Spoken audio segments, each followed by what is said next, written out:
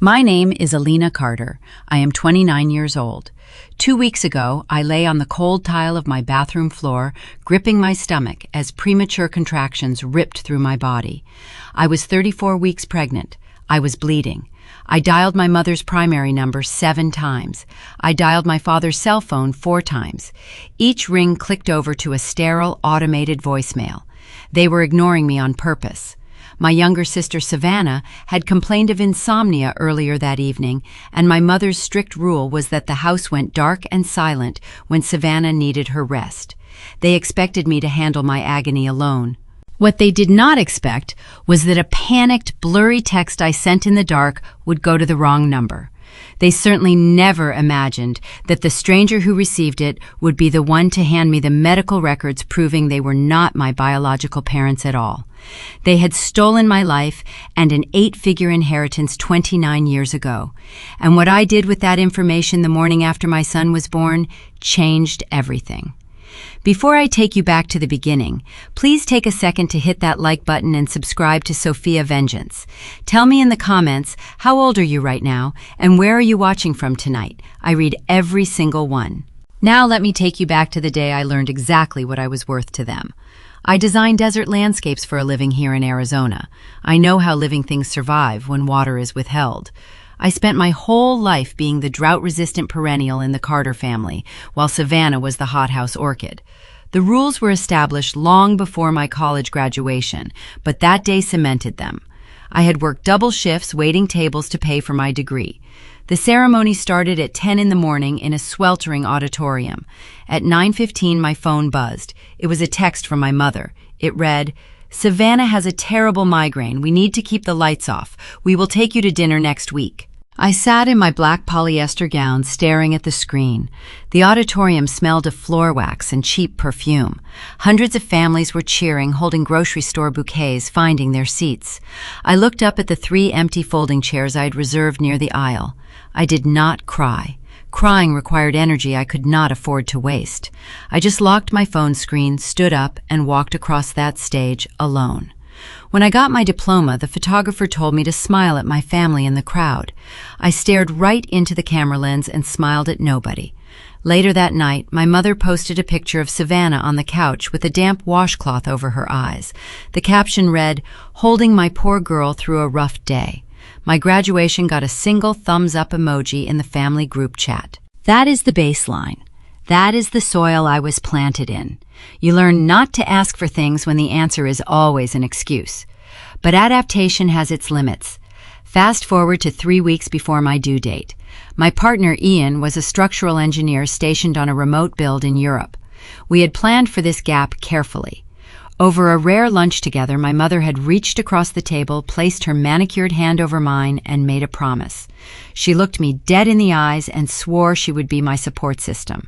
She said, "I will be right there in the delivery room, Alina. I promise." I wanted to believe her. That is the flaw in the reliable child. You keep a ledger of all the times they almost loved you right, hoping the next time clears the debt. But as I sat at Sunday dinner 3 weeks before my due date, the air in the dining room felt heavy. I shifted in my chair, a dull ache radiating through my lower back, trying to find a comfortable position. My mother was not looking at me. She was leaning over a glossy travel brochure, tapping her fingernail against a picture of a luxury spa in Sedona. Savannah was turning 27 next week, and the entire house was vibrating with the stress of making it perfect. "Mom," I said quietly, gripping the edge of the mahogany table, "my doctor said the baby might drop early. I might need you on standby starting Tuesday." My mother did not even look up from the brochure. She smoothed a crease in the paper. "Oh, Alina, you are our strong girl," she said, her voice dripping with that administrative dismissal I knew so well. "Savannah is in a fragile place right now with her breakup. You understand?" I stared at her carefully set hair. I felt a sharp electric pull low in my abdomen. It was not a flutter. It was a warning. I understood exactly where I stood. I sat at that polished mahogany dining table and watched my mother smooth the glossy pages of the Sedona Resort brochure. The air conditioning in my parents' house was always set to a frigid 68 degrees, but sweat was beginning to bead at the base of my neck. A heavy rhythmic pressure had been settling into my lower back since the salad course. I shifted my weight in the stiff wooden chair, trying to alleviate the crushing sensation in my pelvis. Nobody noticed. My family was entirely consumed by a much more pressing emergency. Savannah was turning 27 in a week, and her aura was allegedly out of alignment. Savannah sat across from me, pushing roasted asparagus around her plate with the tines of her silver fork. She wore a silk blouse that cost more than my first car, her perfectly highlighted hair falling around a face twisted into a mask of profound suffering. Her boyfriend of 4 months had broken up with her on a Tuesday. By Wednesday, my mother had declared a state of emotional emergency. By Sunday, the Sedona Healing Retreat had been booked. "I think I need the deep tissue massage on the second day," Savannah said, her voice thin and reedy. "But the essential oils make my skin break out if they use the wrong lavender. Do you think you could call the concierge and check their botanical suppliers?" My mother did not hesitate. "I will handle it first thing in the morning, sweetie," she said, pulling a gold pen from her purse to make a note in the margins of the spa itinerary. "We cannot risk any irritants while you are trying to detoxify your spirit." I looked at my father. Richard sat at the head of the table, methodically cutting his chicken into perfectly even squares. He took a sip of his Cabernet, his eyes fixed firmly on the floral centerpiece. He possessed a remarkable ability to vanish while remaining seated in plain sight. If he intervened, if he suggested that perhaps a 27-year-old woman could verify her own massage oils, he would face my mother's wrath. So he chewed his food and let the circus continue. I reached under the table and rested my hand on my swollen stomach. At 34 weeks, the baby felt heavy, pressing down with a gravity that made it difficult to draw a full breath. I had brought something with me to this dinner. Inside my leather handbag, resting against my wallet, was a crisp white envelope containing my latest ultrasound photos. The technician had managed to capture a perfect profile of the baby's face. I had carried that envelope into the house with a foolish, stubborn ember of hope burning in my chest. I thought that maybe, between the appetizers and the main course, my mother would ask how my doctor appointment had gone. I thought she might want to see the face of her first grandchild. Instead, I was listening to a debate about the therapeutic benefits of hot stones versus Himalayan salt scrubs. The absurdity of the moment washed over me sharp and bitter. I was mapping out the quickest route to the hospital in my head, calculating drive times and traffic patterns, while the woman who promised to be in my delivery room was calculating the distance between the resort pool and the meditation garden. In my profession as a desert landscape architect, clients often request zero-maintenance yards. They ask me to plant agaves, yuccas, and ocotillos because they harbor a fundamental misunderstanding of desert flora. They believe these plants do not require care. That is a myth. Everything living requires sustenance. Drought-resistant plants are simply better at suffering in silence. They store their resources deep inside, presenting a tough, unyielding exterior to the harsh sun. By the time an agave finally starts to brown and wither on the outside, the root system is already dead. The collapse is irreversible. My mother treated me like a drought-resistant plant. She assumed my independence was a biological trait rather than a survival mechanism I had been forced to develop. Because I paid my own bills, maintained a steady career, and managed a pregnancy while my partner was working an ocean away, she assumed I needed nothing. I took a slow breath, trying to manage a sudden spike of pain radiating down my thighs. I looked at the glossy brochure one more time. "Mom," I said, keeping my tone level, "my doctor told me on Friday that the baby has dropped significantly. I am having a lot of pelvic pressure. If things happen early, I might really need you on standby starting Tuesday." My mother finally looked up from her notes. Her expression did not register concern.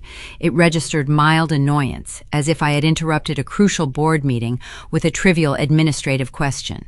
She offered a tight, practiced smile. "Oh, Alina, you are our strong girl," she said. The phrase hit the air like a gavel.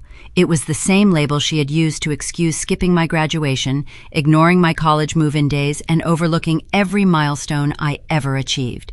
"You handle everything so beautifully. Savannah is just in a fragile place right now.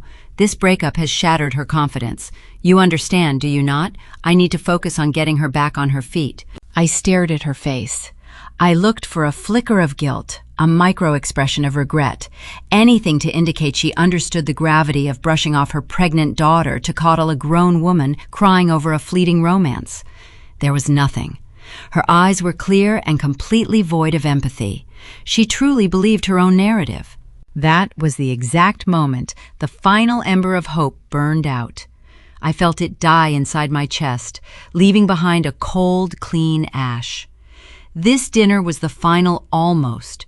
It was the last time I would ever sit at their table and wait to be offered a scrap of their affection. I reached down and picked up my water glass. The condensation chilled my palm. "I understand perfectly," I said. My father cleared his throat, sensing the shift in the room, but he merely reached for the salt shaker. Savannah sighed heavily, returning her attention to her phone screen. The crisis had been averted. The status quo was maintained. I did not pull the ultrasound envelope from my purse. I left it buried in the dark leather. They did not deserve to see his face. 10 minutes later, I pushed my chair back from the table.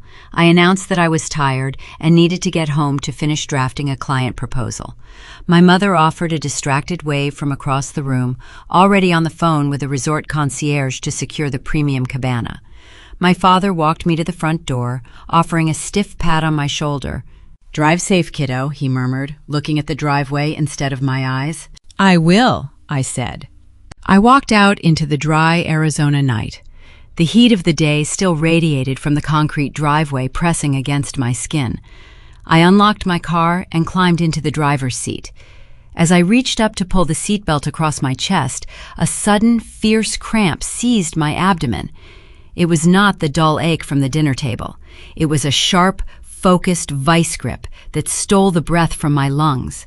I gripped the steering wheel, my knuckles turning white, and waited for the sensation to pass. It lasted a full minute before slowly releasing its hold. I sat in the quiet cab of my car, listening to the engine idle. The dashboard clock read 9:30. I convinced myself it was just Braxton Hicks. I told myself it was the stress of the dinner, the uncomfortable wooden chair, the long day. I put the car in drive and pulled out of the neighborhood, leaving the glowing windows of my parents' house in the rearview mirror. I drove through the dark suburban streets, aiming for the empty sanctuary of my own home. I just needed to sleep. I just needed to rest. But as I pulled into my driveway and turned off the ignition, another cramp hit. This one was deeper, radiating through my lower back with a frightening intensity. The architecture of my family had been built on ignoring my pain, and I realized with a cold wave of dread that my own body was refusing to be ignored any longer. The real crisis was not a spa itinerary in Sedona. The real crisis was starting right now, in the dark, entirely alone. It is 2:15 in the morning on a Tuesday when the illusion of safety shatters. I wake up gasping for air, my fingers clawing instinctively at the cotton bed sheets. A relentless, crushing vice has locked around my lower spine and is radiating forward, pulling my stomach tight as a drum. This is not the dull, manageable ache from the dining room hours ago. This is a physiological earthquake. I attempt to sit up, shifting my weight against the mattress, but a sudden gush of warm fluid completely soaks the fabric beneath me. My water just broke, 6 weeks too early. The reality of a 34-week delivery crashes into my waking mind, bringing a wave of pure primal terror. I am entirely alone. The bedroom is pitch black except for the pale blue glow of a street lamp filtering through the slatted blinds. I drag my body across the bed, my breath coming in short, ragged bursts. The wooden nightstand feels miles away. My fingers brush the cool glass of my cellular phone, and I pull the device to my chest like a lifeline. I unlock the glowing screen, my hands trembling so severely I can barely focus on the digital icons. I press my mother's contact name. The line rings once, twice, 3 times. Then I hear the familiar click of her automated voicemail. I end the call immediately and dial her number again. I tell myself she is merely in a deep sleep. I rationalize that she left her device in the kitchen. I dial a 3rd time, a 4th, a 5th, a 6th. Every single attempt is met with the exact same robotic greeting. I swipe back to my contact list and press my father's cell phone number. He keeps his device on his nightstand for potential work emergencies. It rings 4 times and goes straight to his voicemail box. I dial him 3 more times. I listen to the endless ringing, staring at the ceiling, waiting for a human voice. I receive nothing but the empty digital void. A cold, terrifying clarity washes over me, chilling the sweat forming on my forehead. They are not simply asleep. The phones are turned off, the ringers are silenced. I remember Savannah complaining about her insomnia during dessert, rubbing her temples and whining about her disrupted sleep cycles. Whenever Savannah claimed she needed rest, my mother enforced a draconian rule across their entire household. All electronic devices were muted. The landline was unplugged from the wall. The house became a sealed tomb to protect her delicate equilibrium. My mother had looked me in the eye over lunch weeks ago and sworn she would be there for the delivery. But when forced to choose between her pregnant daughter's impending medical crisis and her favored daughter's minor sleep disturbance, she chose to silence the outside world. She chose to silence me. Another contraction hits. It is a tidal wave of pure, blinding agony that forces a guttural groan from my throat. I curl into a tight ball on the ruined sheets. This pain is not cinematic. It is not a graceful grimace accompanied by heavy, controlled breathing. It is a brutal, paralyzing force that feels like my pelvis is being torn apart from the inside out. I try to stand, thinking I can make it down the hallway to my car, but my legs refuse to hold my own weight. I collapse onto the hardwood floor beside the bed. The impact jars my spine, sending fresh shockwaves through my nervous system. I am trapped on the floor of my own bedroom, unable to stand, unable to walk. In my profession, I design blueprints. I map out grids, calculate irrigation flows, and anticipate every possible environmental failure. I am trained to maintain absolute control over my surroundings. Lying on these floorboards stripped of all autonomy, the panic begins to suffocate me. The silence of my suburban home becomes a physical weight. I can hear the low, steady hum of the central air conditioning unit and the rhythmic ticking of the wall clock in the corridor. That sterile, peaceful quiet stands in horrifying contrast to the war zone erupting inside my body. My partner is thousands of miles away, across the Atlantic Ocean, sound asleep in a different time zone. The people who live 15 minutes down the highway, the people whose DNA I supposedly share, have walled themselves off in a fortress of enforced tranquility. The emotional abandonment cuts far deeper than the physical torment. I am bringing a child into the world prematurely, and the people meant to anchor me have abandoned their posts without a second thought. I stare at the shadows cast across the bedroom wall, calculating the brutal arithmetic of my life. I have spent decades asking for nothing, demanding zero resources, hoping that by being low maintenance, I would earn a reserve of their care for the moment I truly needed it. I was wrong. When you train people that you do not require water, they simply stop checking the soil entirely. There is no pause between the pain now. The contractions are stacking, one rolling directly into the next, without granting me a single moment to catch my breath. I look at the digital clock on my phone screen, 2:28. Only 13 minutes have passed since I woke up, but it feels like an eternity. I need to call emergency services. I need an ambulance. But the stubborn, deeply ingrained conditioning of the reliable child takes over one last time. Calling an ambulance means making a scene. It means involving strangers in a family failure. My brain, clouded by shock and adrenaline, reaches for one final desperate solution. My mother maintains a secondary business phone for her elite real estate clients. It operates on a separate cellular network. Sometimes she forgets to mute that specific device before she goes to sleep. If I can just send a text message to that number, the notification chime might be loud enough to wake her. It is a pathetic, desperate calculation, but it is the only lifeline my panicked mind can construct. I prop my shoulders against the wooden frame of my bedstead. My vision is swimming. Dark spots dance rapidly at the edges of my peripheral sight. I grip the phone with both hands to steady the severe shaking in my fingers. The bright glare of the screen burns my eyes in the dark room. I open my messaging application and pull up a blank text window. I type out a frantic plea. "Mom, please, something is wrong. I am bleeding. I cannot drive. Help me." My thumbs are slick with cold sweat. I try to type the number for her business line from memory. 480. I hit a sequence of digits, praying my memory is accurate through the haze of agony. A fresh contraction rips through my abdomen just as I press the final number. The pain is so sharp it steals the breath straight from my lungs. My hand jerks involuntarily. My thumb slips across the smooth glass of the touchscreen. The digital arrow turns blue and flies upward. The message is sent. I drop the phone onto the hardwood floor and bury my face in my hands, sobbing from the sheer force of the physical trauma. I focus all my energy on breathing, waiting for the device to chime with a reply. I just need her to hear the notification. I just need one person in my family to wake up and remember I exist. I need someone to come through the front door and tell me everything is going to be fine. I do not realize that in my blurred, agonizing panic, I have mistyped the area code and the prefix. I do not know that the desperate plea I just fired into the digital void is traveling far away from my mother's silent, guarded house. I lay on the floor, bleeding and terrified, believing I have just wasted my last ounce of strength on a terrible mistake. I am about to learn that sometimes the greatest rescue comes from the exact errors we make in the darkest moments of our lives. The digital clock on my phone screen shifts from 2:28 to 2:29. I lay my cheek against the cold oak floorboards. Every second stretches into a hollow eternity. My breathing sounds harsh and ragged in the empty room. I am waiting for the familiar chime of my mother's custom text tone. I am bargaining with the universe, trading every ounce of my forced independence for just one moment of maternal rescue. The pain in my abdomen recedes slightly, leaving behind a dull, throbbing warning that the next wave is gathering strength.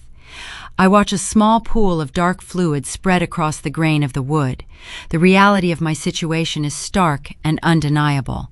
My body is failing to harbor this child to full term, and my family is failing to harbor me. The clock shifts to 2:31. 3 agonizing minutes have passed. 3 minutes of suffocating silence in a house that feels increasingly like a trap. Then the phone vibrates against the floorboards. A sharp, generic chime pierces the quiet. I lunge for the device, my clumsy fingers smearing sweat across the glass screen. I expect to see my mother's name. I expect a flurry of excuses, perhaps a complaint about being woken up, followed by a reluctant promise to send my father. I do not see Evelyn Carter's name. I see an unknown local number. I blink against the harsh backlight, struggling to focus my blurred vision on the incoming message. The text does not contain excuses. It reads, "This is Dr. Thomas Reed. You have the wrong number, but I am a local pediatrician on call at Desert Springs Medical. What is your address? I am dispatching an ambulance right now. Stay on the line with me." I stare at the words. My brain, clouded by shock and adrenaline, struggles to process the information. I had mistyped the business line. I had sent my most vulnerable, desperate plea into the void of the Arizona night, and by some miraculous alignment of fate, it had landed in the hands of a medical professional. Before I can even type a reply, the phone screen flashes. The unknown number is calling me. I swipe the green icon and bring the speaker to my ear. "Hello?" I gasp, the word tearing from my dry throat. "Alina," a voice says. It is a male voice, deep, steady, and remarkably calm. "I am Dr. Reed. I received your message. I have already contacted emergency dispatch. They need your physical address immediately." I rattle off my street name and house number, my voice trembling violently. I hear the muffled sound of a keyboard clacking in the background. He is acting as a conduit, translating my panic into actionable data for the dispatchers. "They are on their way," Dr. Reed says. "The ambulance is roughly 4 minutes out. I need you to tell me exactly how far along you are." 34 weeks, I sob, unable to maintain my stoic facade any longer. 34 weeks and 2 days. My water broke. There is blood on the floor. The contractions are coming with no breaks in between. "Okay, Alina, listen to me very carefully," he says. The cadence of his voice shifts. It becomes an anchor, heavy and secure, thrown into the middle of my storm. "I am a pediatrician. I deal with premature arrivals all the time. You are going to be brought to Desert Springs Medical, and I will be standing in the emergency bay waiting for you. You are not alone." The contrast hits me with the force of a physical blow. The people who share my DNA, the people whose lavish lifestyles I subsidize with my endless compliance, are sleeping soundly 15 minutes away, having actively silenced my existence. Yet here is a complete stranger, a man who owes me absolutely nothing, utilizing his authority and his time to ensure my survival. He does not know my face. He does not know my history. He only knows that a human being is suffering, and his immediate instinct is to provide absolute care. Dr. Reed stays on the line. He does not offer hollow platitudes. He offers clinical focus. He asks about my medical history, my blood type, the position of the baby at my last ultrasound. I answer him in short, breathless bursts. When another massive contraction crests, seizing my muscles and forcing a scream from my lungs, he does not flinch. "Breathe with me, Alina," he commands, his voice cutting through the fog of my agony. "Inhale for 4 counts, hold it. Exhale for 6, focus on my voice. Let the wave pass. Do not fight the muscle. Let it do its work." In landscape architecture, when you build a retaining wall on a steep desert incline, you must account for the sheer force of sudden flash floods. You do not build a rigid structure that will snap under pressure. You build a flexible grid that guides the destructive energy downward, channeling the chaos into a safe basin. Dr. Reed is acting as my structural grid. He is taking the sheer, terrifying force of my premature labor and channeling it into a manageable rhythm. I follow his counting. I match his measured breathing. The pain does not vanish, but the blinding panic begins to recede. "I can hear sirens," I whisper, my ear pressed hard against the phone receiver. "I hear them too," he replies. "The dispatcher confirms they are turning onto your street. I am hanging up now to go meet the obstetrics team. I will see you in 10 minutes, Alina. Hold on." The line goes dead, but the silence in my bedroom is immediately shattered by the wail of approaching sirens. Flashing red and white lights slice through the slatted blinds, painting the walls in urgent strobing colors. Heavy footsteps pound up my front walkway. The front door, which I had forgotten to lock, bursts open. "Fire department," a loud voice calls out. "Paramedics, where are you?" "In the master bedroom," I manage to shout. 3 emergency medical technicians rush into the room. They move with practiced efficiency, their heavy boots loud against the hardwood. They do not waste time on pleasantries. They assess the blood, note the fluid, and immediately begin unrolling a portable stretcher. One paramedic checks my vitals while another preps an intravenous line. Just as they lift me from the floor, the final, most agonizing contraction of the night hits me. It feels as though my spine is snapping in half. I grip the metal rail of the stretcher, squeezing my eyes shut. The EMTs move swiftly, securing straps across my chest and legs, rolling me down the hallway and out into the suffocating heat of the Arizona night. The transition from the dark, quiet house to the bright, chaotic interior of the ambulance is jarring. They load the stretcher into the back of the rig. The doors slam shut, sealing me inside a box of sterile metal and bright fluorescent lights. The engine roars to life. As the vehicle lurches forward, fighting for speed on the suburban roads, a paramedic places an oxygen mask over my nose and mouth. I turn my head slightly against the vinyl mattress pad. My cellular phone is resting on my stomach, clutched loosely in my left hand. I press the side button to illuminate the screen one last time before we reach the hospital. I stare at the lock screen. There are 0 new messages. There are 0 missed calls from Evelyn Carter. There are 0 missed calls from Richard Carter. The silence from my family is absolute and final. I let the phone slide from my grip, falling onto the blanket covering my legs. I close my eyes and breathe the dry canned oxygen. A profound psychological shift occurs inside my mind, as undeniable and permanent as tectonic plates locking into a new formation. The reliable, invisible daughter who waited endlessly for her mother's approval is dead, left behind on the blood-stained floorboards of that empty house. The ambulance races down the highway, carrying me toward a stranger who kept his promise. The line between my old life of toxic compliance and my new life of cold, calculated truth has been officially drawn in the Arizona dust. I am heading into a medical crisis, but my mind is already clearing. I am preparing to meet my son, and I am preparing to meet the man who saved us, unaware that within hours, this very hospital will hand me the key to dismantle the Carter family forever. The ambulance brakes engage with a sharp squeal, halting our rapid transit. The rear doors swing wide, admitting the harsh, blinding glare of halogen triage lights. The transition from the dark interior of the vehicle to the chaotic emergency bay is instantaneous. Radios crackle with static, rubber wheels clatter against the paved concrete. Paramedics shout vital statistics in clipped, urgent phrases, pulling my stretcher out into the humid night air.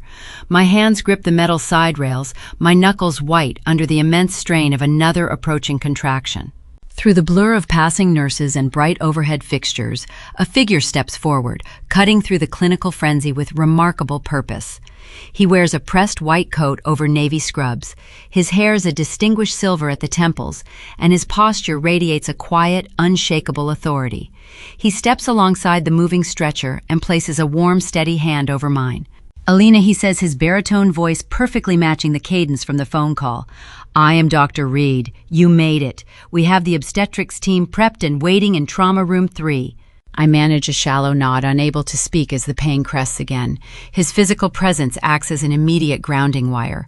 In a world where my own blood relatives silence their devices to ensure a peaceful slumber, this stranger left his office to stand in a chaotic loading dock, keeping a promise to a woman he had never met. The stretcher bursts through double doors into the labor and delivery ward. The environment shifts from loud urgency to sharp, focused precision. The scent of isopropyl alcohol and sterile latex fills my lungs. Nurses transfer me from the transport gurney to a delivery bed with practiced efficiency. Monitors are strapped to my chest and abdomen. Wires snake across my skin, transmitting the erratic rhythm of my heart and the distress signals of my premature child to a glowing digital screen. The attending obstetrician stands at the foot of the bed, delivering rapid instructions. The danger of a 34-week delivery hangs heavy in the sterile room. Premature lungs are fragile. Every second counts. Fear threatens to rise in my throat, a suffocating panic that could easily consume my remaining strength. Instead of surrendering to the terror, I apply the strict discipline of my profession. When I map a complex desert irrigation grid, panic destroys the mathematics. Precision requires a cold, detached focus. I treat the rolling waves of agony like contour lines on a topographical map. I measure the distance between the peaks of pain. I calculate my oxygen intake, inhaling deeply through my nose, forcing the air down into my diaphragm, and exhaling in a slow, measured count. I refuse to waste energy on screaming. I lock my jaw, fix my gaze on a single fluorescent tile on the ceiling, and push with deliberate engineered force.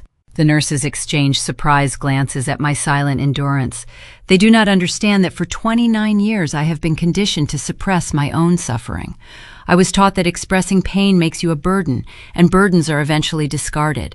I push again, driving my heels into the stirrups, turning my body into a machine designed for one singular task. A sudden, strange release of pressure signals the end of the physical trial. A terrifying beat of silence fills the room. It stretches on for 2 full seconds. Then a thin, reedy cry pierces the quiet. Leo is born. I tilt my head forward, desperate for a glimpse. He is tiny, his skin bruised and translucent, his small chest heaving as he fights for oxygen in the cold room. The neonatal intensive care team swarms the warming table instantly, their hands moving in a synchronized blur. An incubator is wheeled forward. They secure an oxygen mask over his tiny face, wrap him in a thermal blanket, and whisk him out the heavy wooden doors before I can even brush my fingers against his cheek. The umbilical cord is severed. The immediate danger is neutralized, yet I am plunged into a new, hollow kind of terror. The room empties rapidly. The adrenaline drains from my bloodstream, leaving behind a profound, bone-deep exhaustion. A single nurse remains to adjust my intravenous fluids and provide a warm blanket. The sterile quiet of the recovery bay is jarring compared to the recent storm. I stare at the empty warming table in the corner, my arms feeling impossibly light and terribly empty. 10 minutes later, the door pushes open softly. Dr. Reed enters holding a digital chart. He pulls a rolling stool to the side of my bed and sits down, adjusting his wire-rimmed glasses. His bedside manner is impeccable.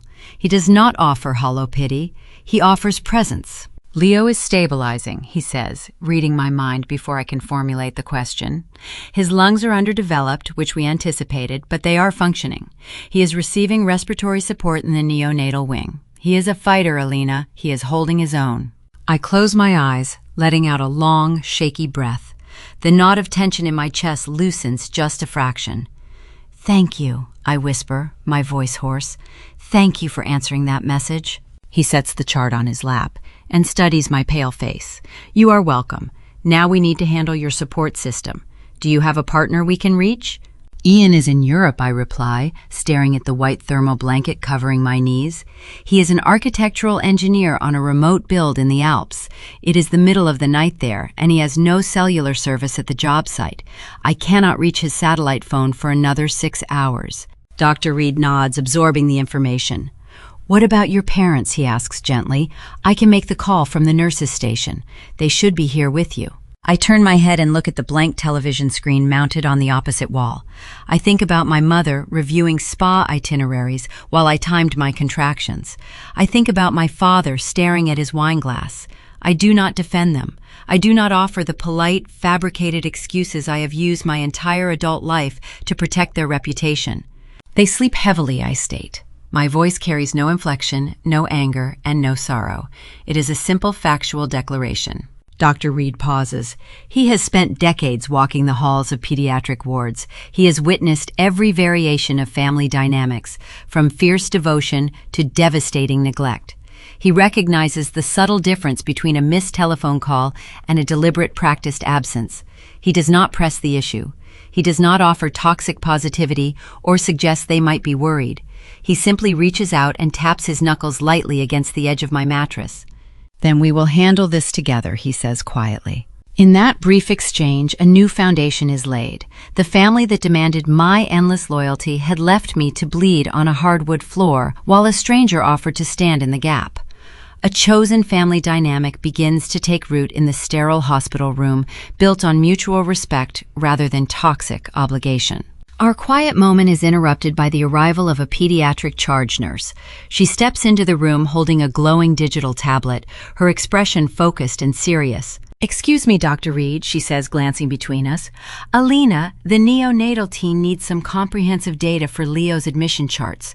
Because his lungs are struggling, we need to rule out any underlying hereditary conditions that could complicate his respiratory treatment. We need your complete family medical history immediately to tailor his care plan." Of course, I say, pushing myself up against the pillows, wincing at the soreness in my abdominal muscles. The nurse hands me the tablet and a digital stylus. The screen displays a grid of questions regarding maternal and paternal lineages. I know the Carter family tree by heart. I have filled out similar forms at every doctor appointment I have ever attended. I tap the stylus against the glass, moving methodically through the required fields. Under the section for my father, I write down Richard Carter. I check the box for his rare O-negative blood type, a detail my mother always mentioned with a strange performative pride. I note his history of mild hypertension. Moving to the maternal section, I enter Evelyn Carter. I record her AB-negative blood type.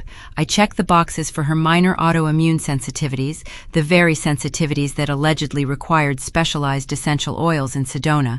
I document the cardiovascular history of my supposed grandparents, leaving no blank spaces. I apply the medical data exactly as it was taught to me for 29 years. I treat the digital form like a reliable blueprint, trusting the measurements I was given.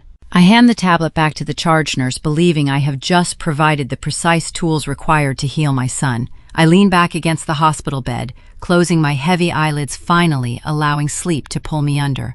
I do not know that the genetic blueprint I just submitted is a biological impossibility. I do not know that the data resting on that glowing screen is a ticking time bomb, an anomaly that is about to tear the fabric of my entire existence to shreds and expose a crime buried beneath 3 decades of lies. The morning sun crests over the jagged peaks of the distant Arizona mountains, flooding my sterile hospital recovery room with a harsh, unforgiving light. It is 9:30 in the morning. I have been awake for 7 hours. The physical remnants of premature labor ache deep within my pelvic bones. An intravenous line drips clear fluid into my left arm, hydrating a body that just fought a private war. In the neonatal intensive care unit, 3 floors below me, my son is fighting his own battle inside a plastic incubator. I have visited him once, standing outside the glass, watching his tiny chest rise and fall against a tangle of respiratory tubes. My partner, Ian, is still unreachable in Europe, his satellite connection obscured by the alpine geography of his construction site. I am sitting alone in a quiet room, drinking tepid black coffee from a styrofoam cup, waiting for the inevitable. My cell phone vibrates against the rolling plastic tray table.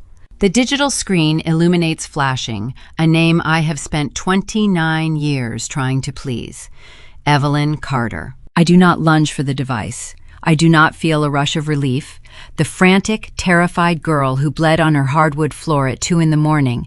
has evaporated, replaced by a woman observing her own life through a pane of thick, soundproof glass.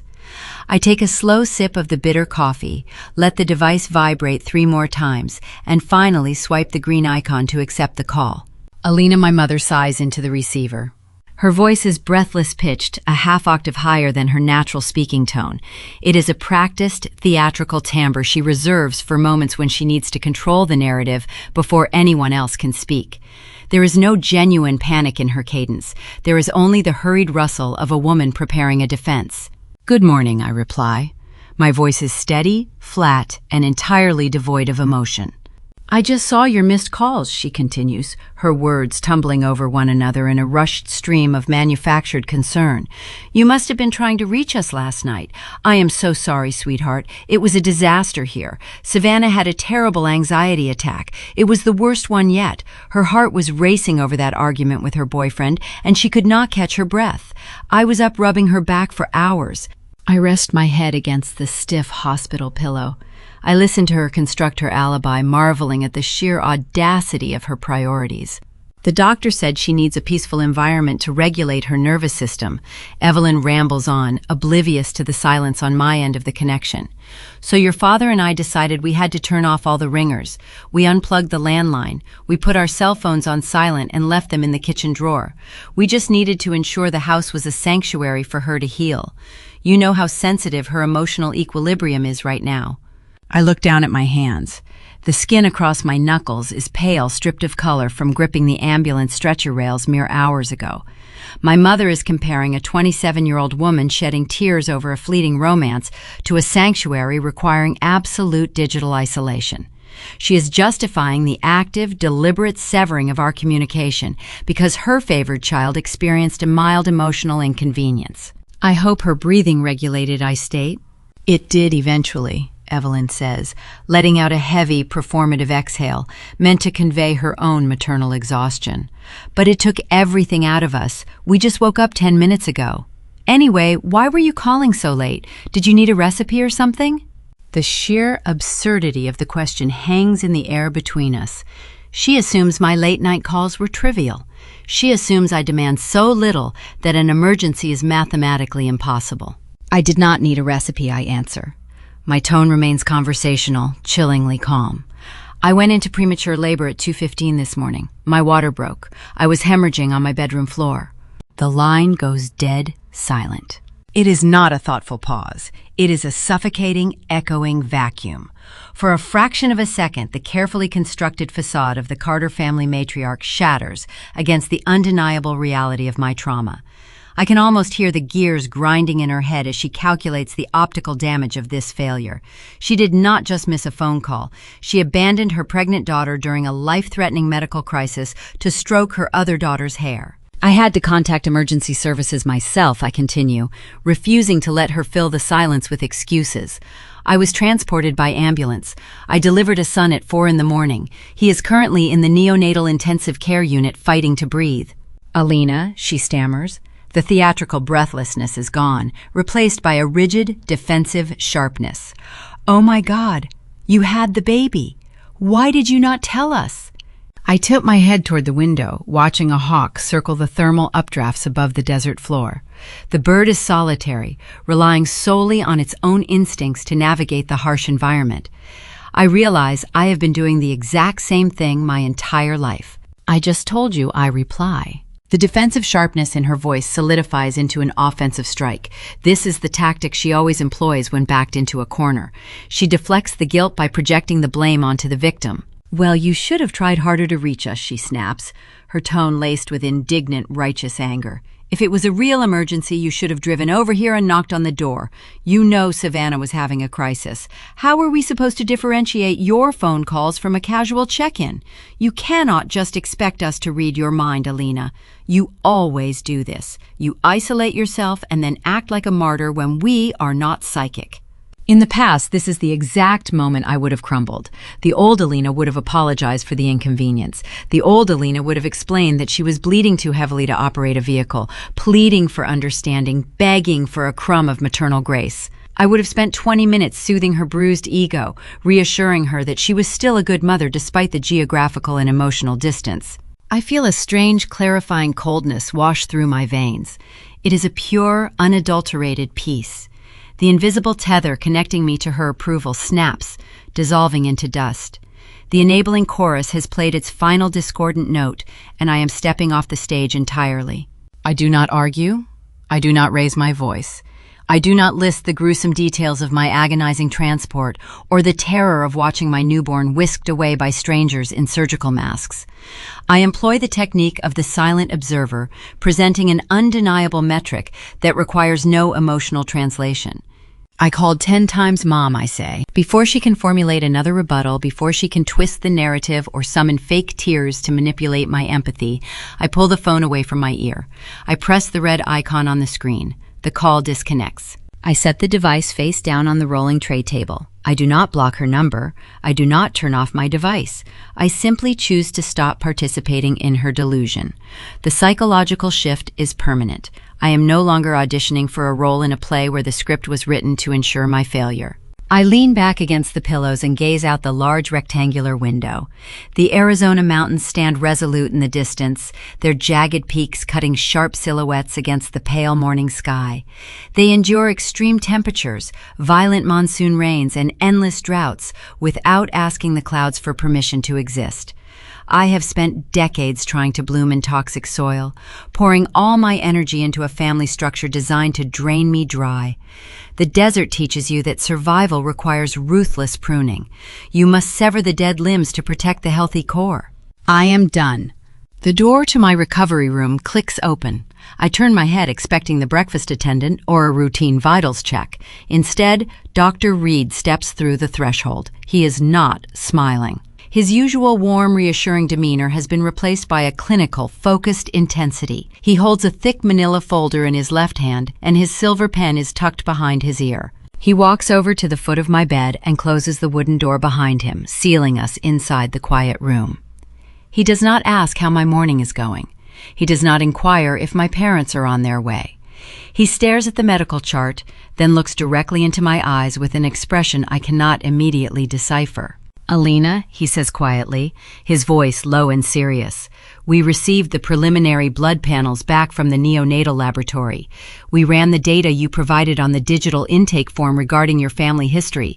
I need to discuss a significant biological discrepancy with you right now. I sit up slightly, ignoring the flare of pain in my abdomen. A new, entirely different type of conflict is entering the room, carrying a secret that will rewrite every single memory I possess. I sit up straighter against the stiff hospital pillows, ignoring the sharp pull in my lower abdomen. The sudden shift in Dr. Reed's demeanor sends a cold spike of adrenaline directly into my bloodstream. My immediate thought goes to my son. I brace my hands against the mattress, preparing for the worst news a new mother can receive.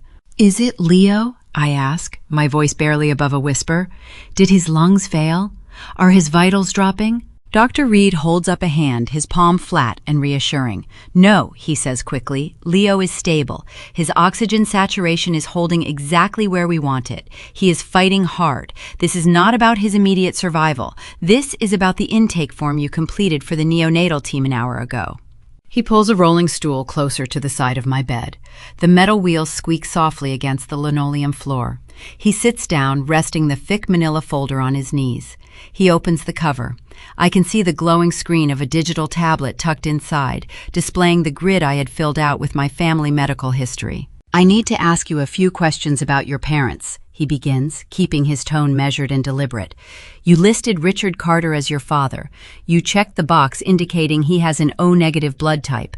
You also noted that your mother, Evelyn Carter, has an AB-negative blood type.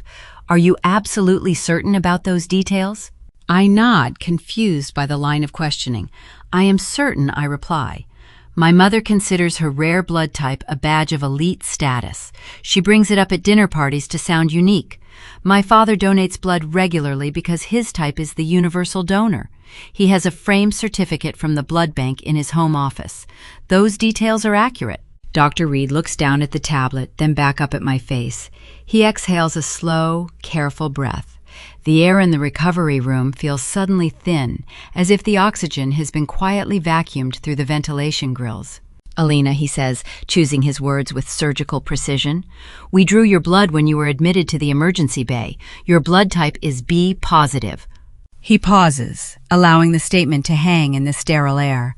I wait for the conclusion.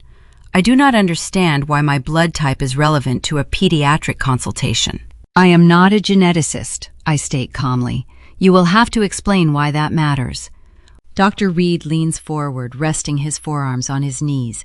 The rhesus factor, commonly known as the Rh factor, dictates whether your blood type is positive or negative, he explains. It is a strictly inherited protein. The negative trait is recessive. That means a person with negative blood lacks the specific protein antigen entirely. If a child is born to two parents who are both Rh negative, that child can only be Rh negative. There is no biological mechanism for two negative parents to produce a positive child. It is a biological impossibility. I stare at his wire-rimmed glasses. The fluorescent light reflects off the lenses, obscuring his eyes for a fraction of a second. The words echo in my mind. Biological impossibility. He opens the paper chart beneath the tablet. Furthermore, we ran a standard newborn screening panel on Leo to check for enzyme deficiencies. We found a distinct, harmless genetic marker linked to a specific lineage trait. I cross-referenced it with the detailed cardiovascular and autoimmune histories you provided for the Carter family line. The marker is entirely absent from both sides of the history you submitted. It does not exist in their genetic code. The low hum of the hospital air conditioning unit seems to magnify, filling my ears with a rushing static. I look at my hands. The hospital identification bracelet wraps securely around my right wrist. It displays my name in bold black letters, Alina Carter.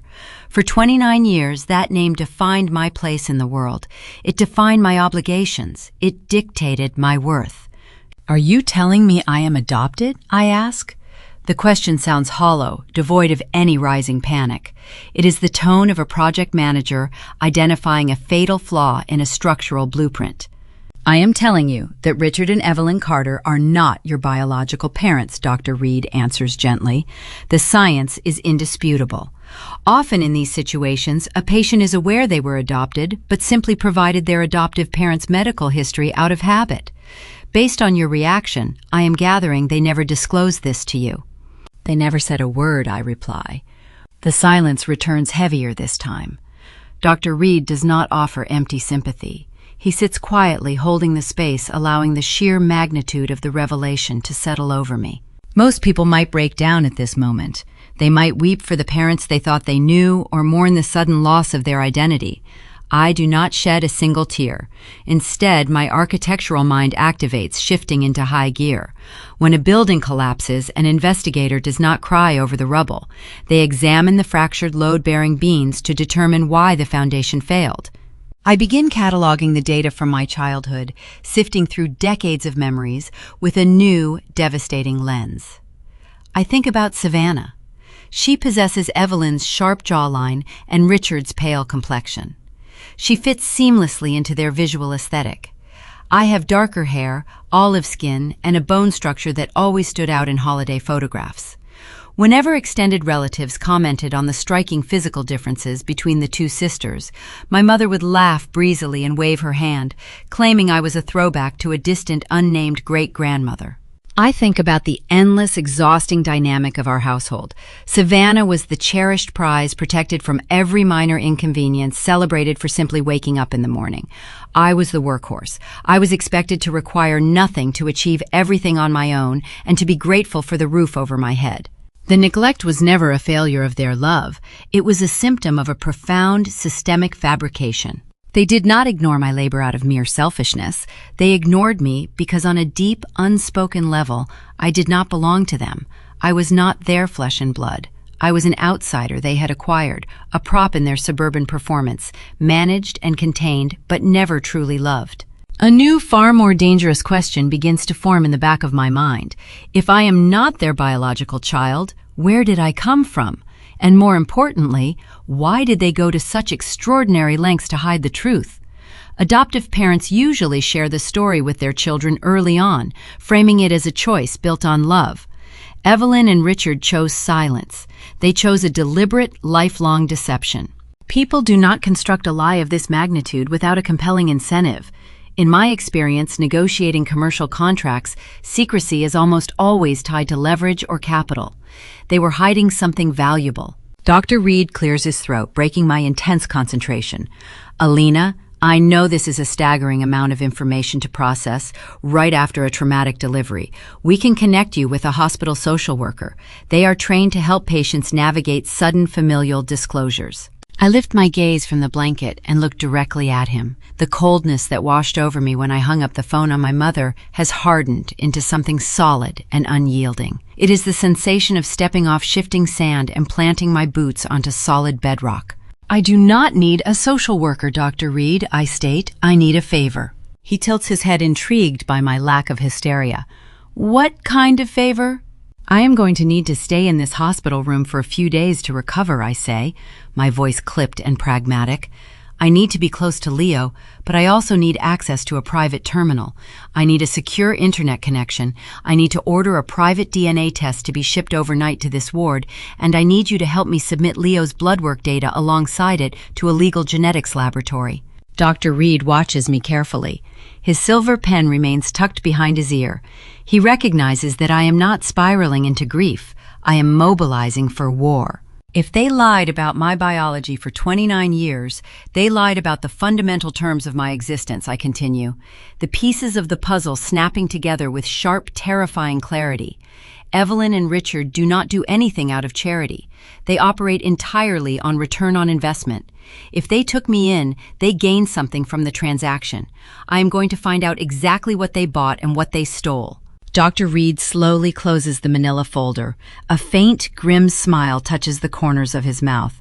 He is a healer, but he is also a man who despises cruelty. He understands exactly what kind of people would leave a bleeding woman to fend for herself in the dark.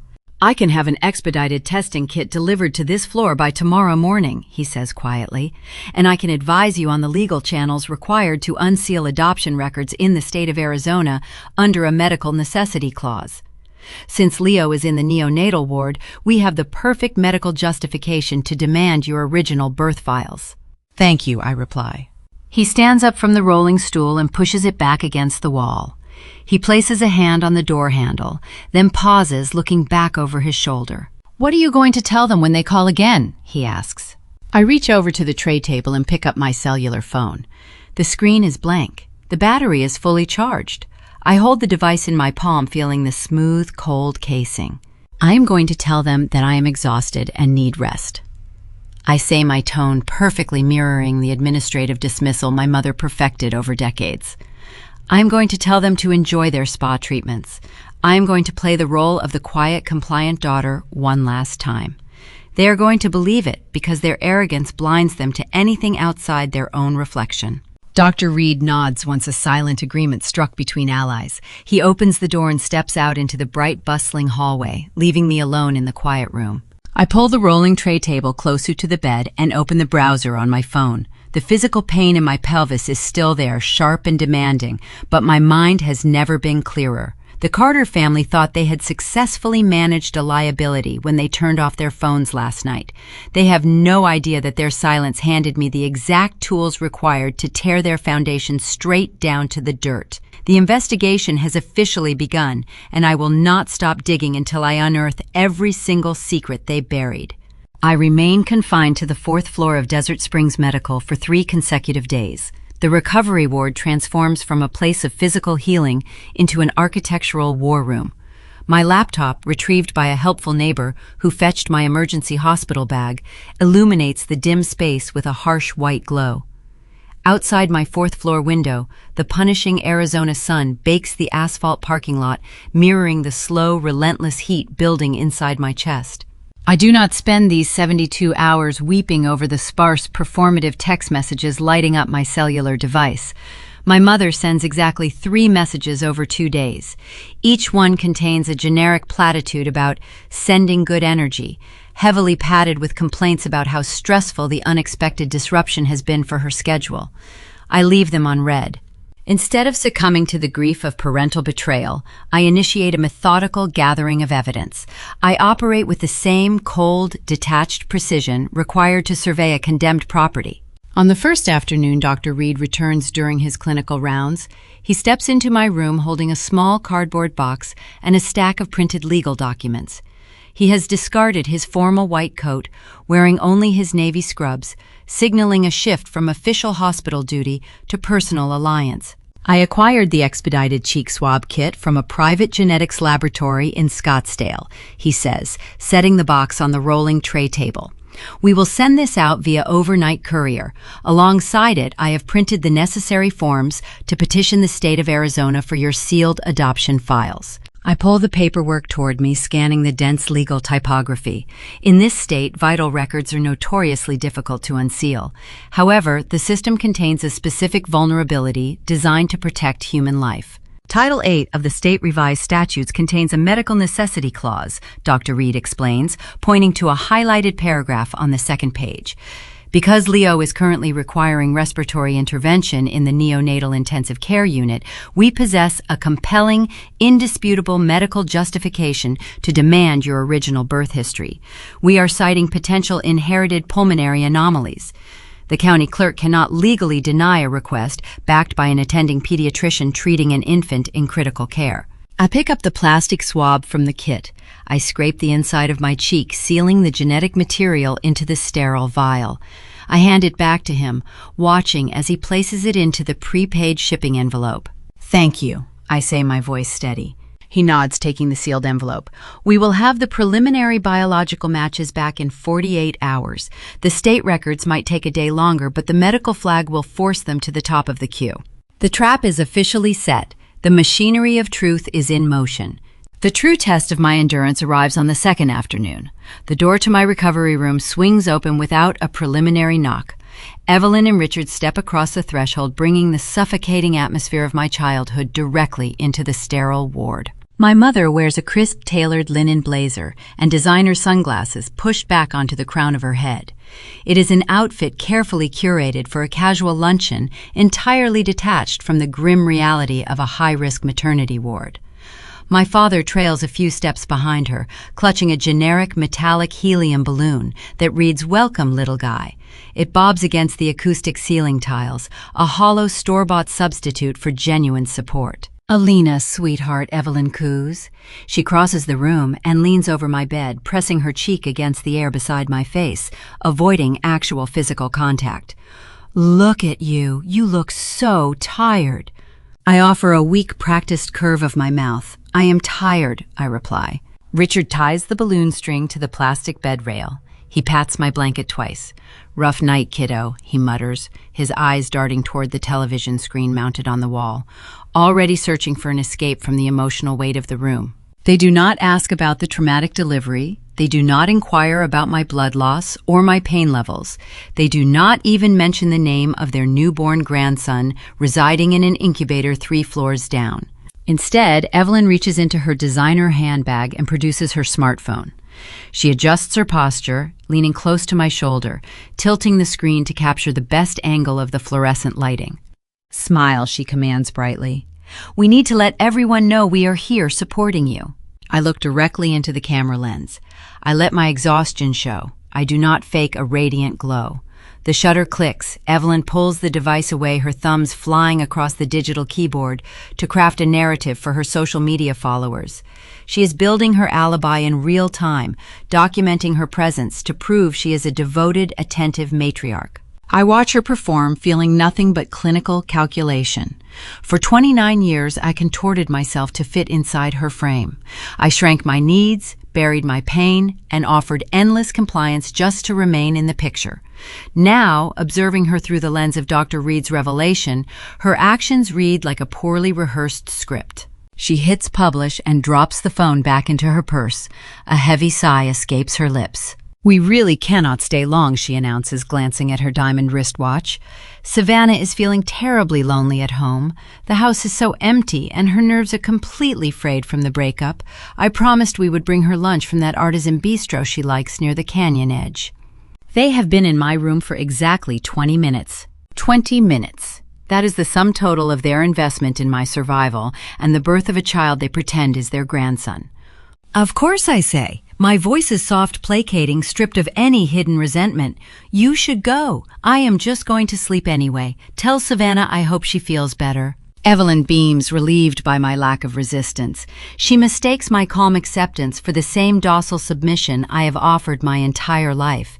She believes I am still the reliable, drought-resistant plant content to survive on the meager drops of attention she scatters before walking away.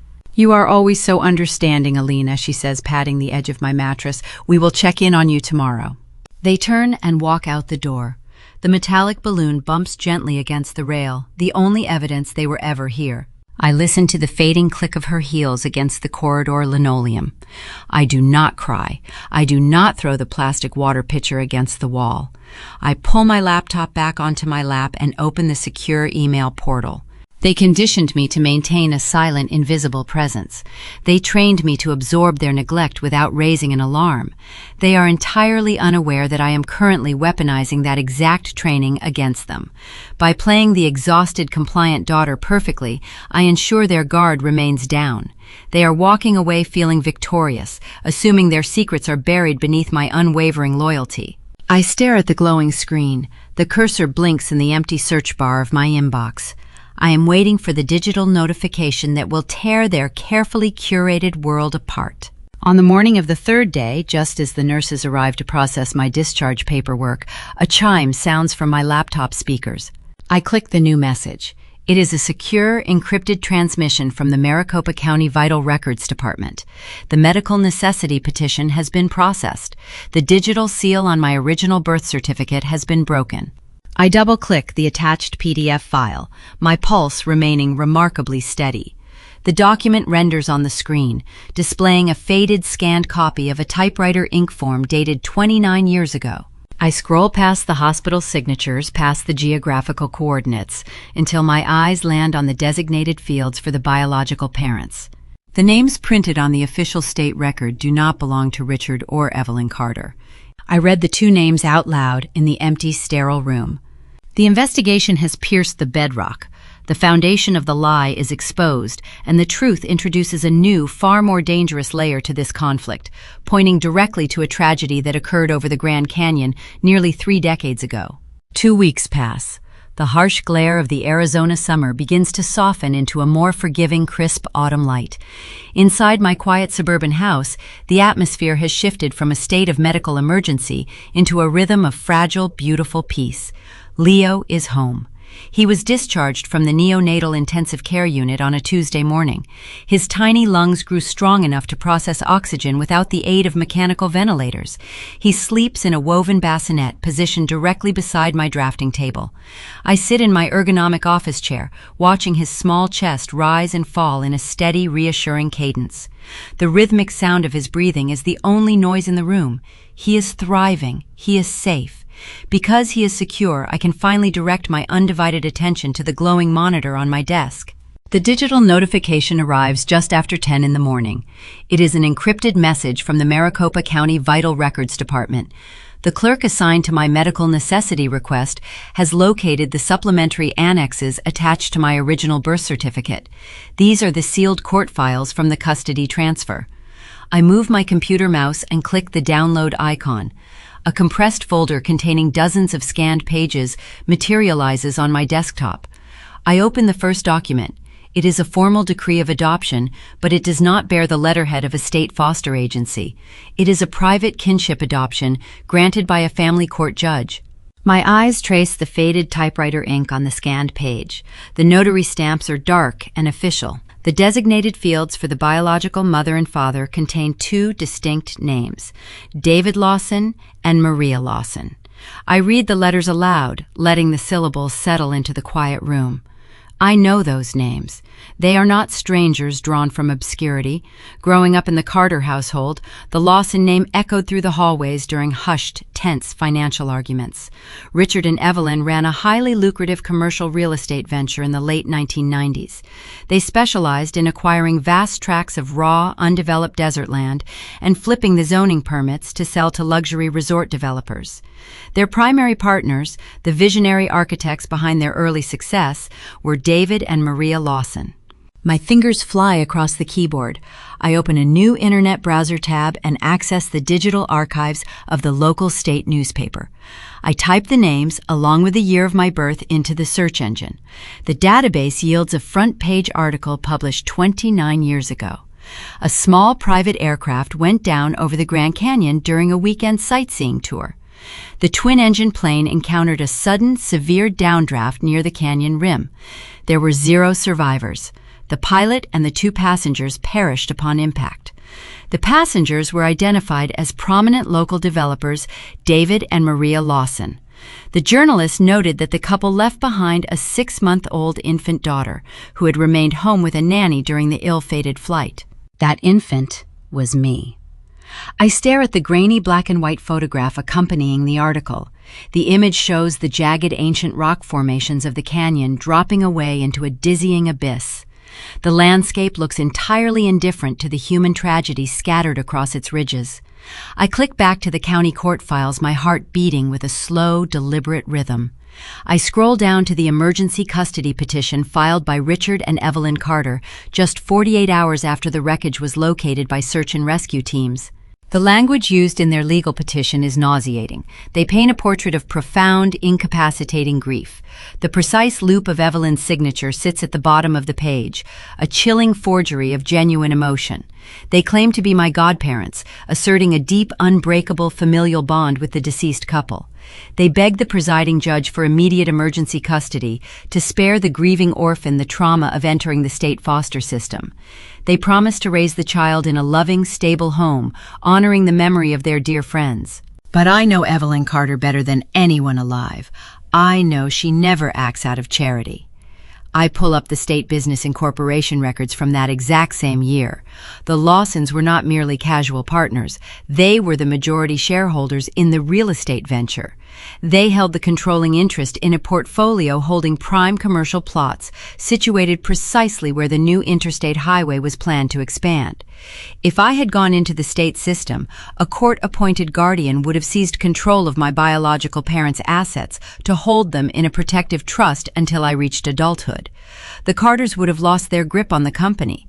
They would have been forced to liquidate properties or buy out the shares at a premium they simply could not afford. Adopting me was never an act of compassion. It was a hostile corporate takeover disguised as a rescue mission. By securing custody, they absorbed the Lawson shares. They controlled the narrative presented to the public and the courts. They kept the wealth locked securely inside their own walls. For 3 decades, I harbored an ancient hollow ache in the center of my chest. It was a persistent, quiet suspicion that I was an imposter sitting at their dining table. I always believed the defect belonged to me. I thought I lacked the inherent capacity to bond. I thought my inability to please them was a fundamental flaw in my own character. Sitting in my quiet office, listening to the soft breathing of my newborn son, that hollow ache finally fills with undeniable, irrefutable truth. The defect was never mine. The emotional distance between us was carefully manufactured to keep me compliant and blind. They looked at a grieving, orphaned 6-month-old baby and saw a lucrative financial asset. They fed me, clothed me, and demanded endless gratitude, all while subsidizing Savannah's extravagant lifestyle, using the very wealth my true parents built. They sent Savannah to European finishing schools and funded her luxury spa retreats using the dividends from the Lawson estate, while I waited tables to pay for my own college tuition. Every meal I ate in that house, every piece of clothing I wore, was paid for by the ghosts of the people who actually loved me. I look at the sleeping infant in the bassinet. The protective instinct surging through my veins is fierce and untamed. I trace the outline of his small hand with my gaze. No one will ever use my son as a pawn, and no one will ever use me again. The mystery of my biology is solved, but the financial architecture of their crime remains buried beneath decades of redacted bank statements, forged signatures, and fraudulent ledgers. The true depth of their greed is still hidden. I need a professional to untangle the money. I need someone who understands probate law, trusts, and high-stakes inheritance theft. My mother believes I am currently resting at home recovering from a difficult birth, too weak and distracted to pose a threat. She has no idea that the drought-resistant perennial she ignored for 29 years has just tapped into a deep, endless well of truth. I reach for my cellular phone, opening my contact list, to begin searching for a highly recommended estate attorney. Uncovering the financial trail will be the final key to destroying the Carter facade, and I am ready to burn their empire straight down to the dirt. My search for legal representation does not begin with colorful billboards or flashy television advertisements. I do not need a lawyer who wants to be famous. I need an estate attorney who understands how to dissect a bloodless corporate crime. I comb through digital registries and state bar disciplinary records, searching for a practitioner known for forensic precision. I find Marcus Thorne. He operates a boutique litigation firm in downtown Phoenix. His professional reviews do not praise his warmth or his bedside manner. They describe him as a surgical strike in a courtroom. I dial his direct office line on a Thursday morning. I do not offer a tearful narrative. I provide him with the names David and Maria Lawson, the year of the plane crash, and the recent discovery of the sealed adoption files. Marcus does not ask how I am feeling. He asks for my home address and cancels his afternoon consultations. Marcus arrives at my suburban house exactly 2 hours later. He is a tall, severe man wearing a tailored charcoal suit that looks impervious to the brutal Arizona heat. He steps inside, briefly noting the bassinet where Leo is sleeping peacefully, and takes a seat at my dining room table. I do not offer him coffee or pleasantries. I slide the printed county records across the polished wood. He reads the documents in total silence. His eyes scan the faded typewriter ink and the fraudulent emergency custody petition filed by Evelyn and Richard. When he finishes, he closes the folder, aligning the edges perfectly. He tells me the probate records from 1996 will require a deep dive into the county archives. He requires 48 hours to unearth the financial architecture of the Carter household. I pay his retainer fee via digital transfer, and he leaves as quietly as he arrived. The waiting period is an exercise in strict mental discipline. I continue tending to my newborn son, administering his medications, and tracking his steady weight gain. I ignore 3 more shallow text messages from my mother. She complains about a minor scratch on her luxury vehicle and asks if I am enjoying my quiet time. The sheer arrogance of her messages no longer triggers a sense of betrayal. It simply hardens the resolve settling over my mind like poured concrete. On Saturday afternoon, Marcus returns. He carries a heavy leather briefcase. He sits in the same chair at my dining room table, unfastening the brass clasps. The atmosphere in the room shifts, growing dense with impending revelation. He pulls out a stack of financial ledgers, land deeds, and court transcripts bound with heavy binder clips. The Lawsons did not just own a real estate venture, Marcus begins, his voice steady and clinical. They were the sole beneficiaries of a generational trust established long before they met your adoptive parents. When their aircraft went down, that trust was immediately triggered. He slides a topographic map across the table. It displays vast, sweeping tracts of undeveloped desert terrain located just north of the city. 30 years ago, this land was considered worthless scrub brush, but David Lawson was a visionary. He anticipated the urban sprawl. He knew the state intended to expand the interstate highway system directly through this corridor. They left behind a portfolio of commercial acreage. Marcus continues tapping a silver pen against the map. Today, those tracts are highly coveted by luxury resort developers and commercial logistics companies. The estimated valuation of the raw land alone sits in the tens of millions. The trust was designed to transfer entirely to their only surviving heir. It belonged to you, Alina. I stare at the map, tracing the plotted lines of the desert parcels. The magnitude of the wealth is staggering, but it is not the money that steals my breath. It is the realization of what that wealth funded. Evelyn and Richard secured emergency custody of you, Marcus explains, opening a financial ledger. By doing so, they positioned themselves as the legal executors of the Lawson estate until you reached the age of majority. As executors, they were legally permitted to draw a reasonable stipend from the interest generated by the trust to cover the cost of raising you. They weaponized that loophole. He lays out decades of banking statements. I see the withdrawal history stretching back to my childhood. The numbers align perfectly with every major purchase the Carters ever made. They siphoned the generated interest to purchase their sprawling 5-bedroom house. They utilized the dividends to buy luxury vehicles, designer wardrobes, and exclusive country club memberships. Every single one of Savannah's equestrian lessons, her lavish European vacations, and her expensive private university tuitions were funded directly by the ghosts of my real parents. My mother and father built an empire of suburban prestige using stolen capital, all while making me feel like a burden for requesting new shoes for the school year. But that is only the tip of the iceberg, Marcus says, his tone darkening. He pulls a single crisp document from the bottom of the briefcase. The original parameters of the Lawson Trust contained a very specific stipulation. The executorship was scheduled to terminate automatically upon your 25th birthday. On that day, the entire estate, including the land deeds and the principal capital, was mandated to transfer into your direct control. I am 29 years old. I passed that milestone 4 years ago. I spent my 25th birthday working a grueling 10-hour shift at the landscaping firm, followed by a lonely dinner in my rented apartment because my family was too busy attending a wine tasting festival in Napa Valley to celebrate with me. How did they stop the transfer? I ask, my voice cold and flat. Marcus slides the document toward me. This was filed with the probate court 4 years ago, exactly 1 week before your birthday. It is a legal extension of executorship. It claims that you felt overwhelmed by the prospect of managing a complex commercial portfolio. It states that you voluntarily requested Richard and Evelyn Carter continue managing the trust on your behalf indefinitely. I look at the bottom of the page. There, resting on the signature line, is my name, Alina Carter. The loops and angles of the cursive letters are a flawless imitation of my handwriting. I never signed this, I state. I know you did not, Marcus replies. It is a highly skilled forgery. They relied on the fact that you were entirely unaware the trust existed. They knew you were too busy trying to build your own career, too distracted by your desperate attempts to earn their approval, to ever audit the county probate files. The architecture of their abuse is finally laid bare, illuminated by the harsh light of undeniable facts. Every twisted dynamic of my childhood suddenly snaps into perfect, horrifying focus. They did not neglect me because I was unlovable. They neglected me because looking at my face was a daily reminder of their crime. I was a walking, breathing audit waiting to happen. They kept me at arm's length to ensure I never got close enough to see the ledgers.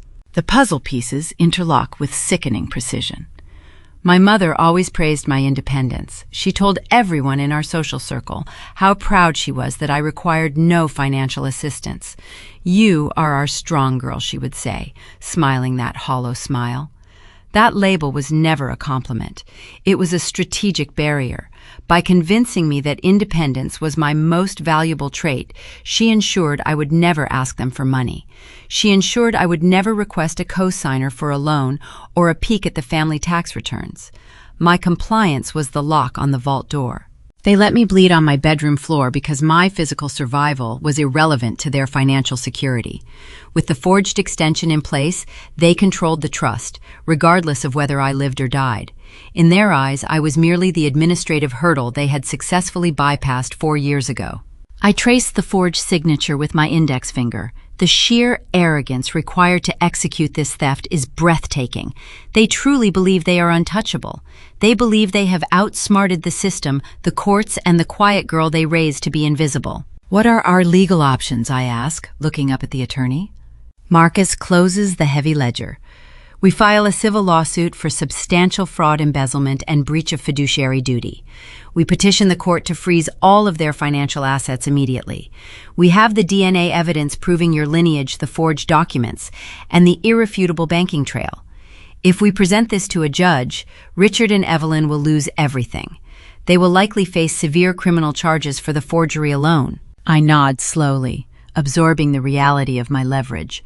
A quiet courtroom proceeding would be efficient. A judge would rule in my favor, and the marshals would freeze their accounts with silent administrative swiftness. But a quiet resolution feels woefully inadequate. Evelyn Carter built her entire identity on suburban prestige and social dominance. Stripping her wealth in a private boardroom would allow her to spin the narrative, painting herself as a victim of a greedy, ungrateful daughter. I cannot allow her to control the story ever again.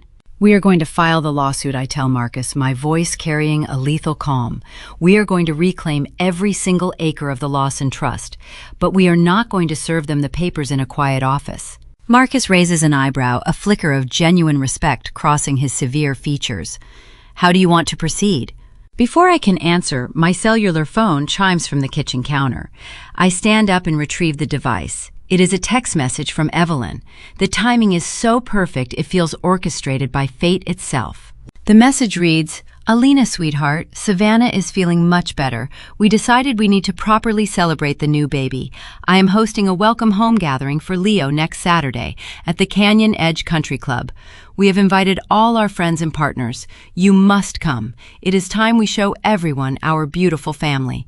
I read the words twice. She is planning a spectacle. She wants to parade my son in front of her wealthy peers to solidify her image as the devoted matriarch, entirely unaware that the asset she is using for social currency has just audited her entire life.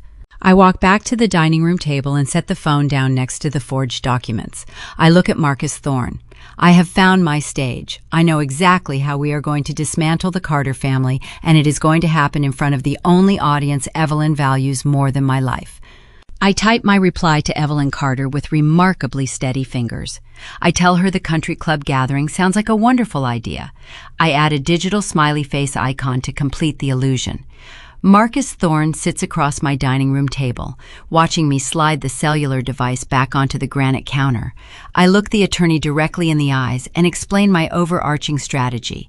I do not want a closed-door mediation. I refuse to file these papers quietly through a sterile court clerk. Evelyn built her entire fraudulent existence on social perception. Her reputation among the Arizona elite is the only currency she truly values. Stripping her wealth in a private setting allows her to manipulate the aftermath.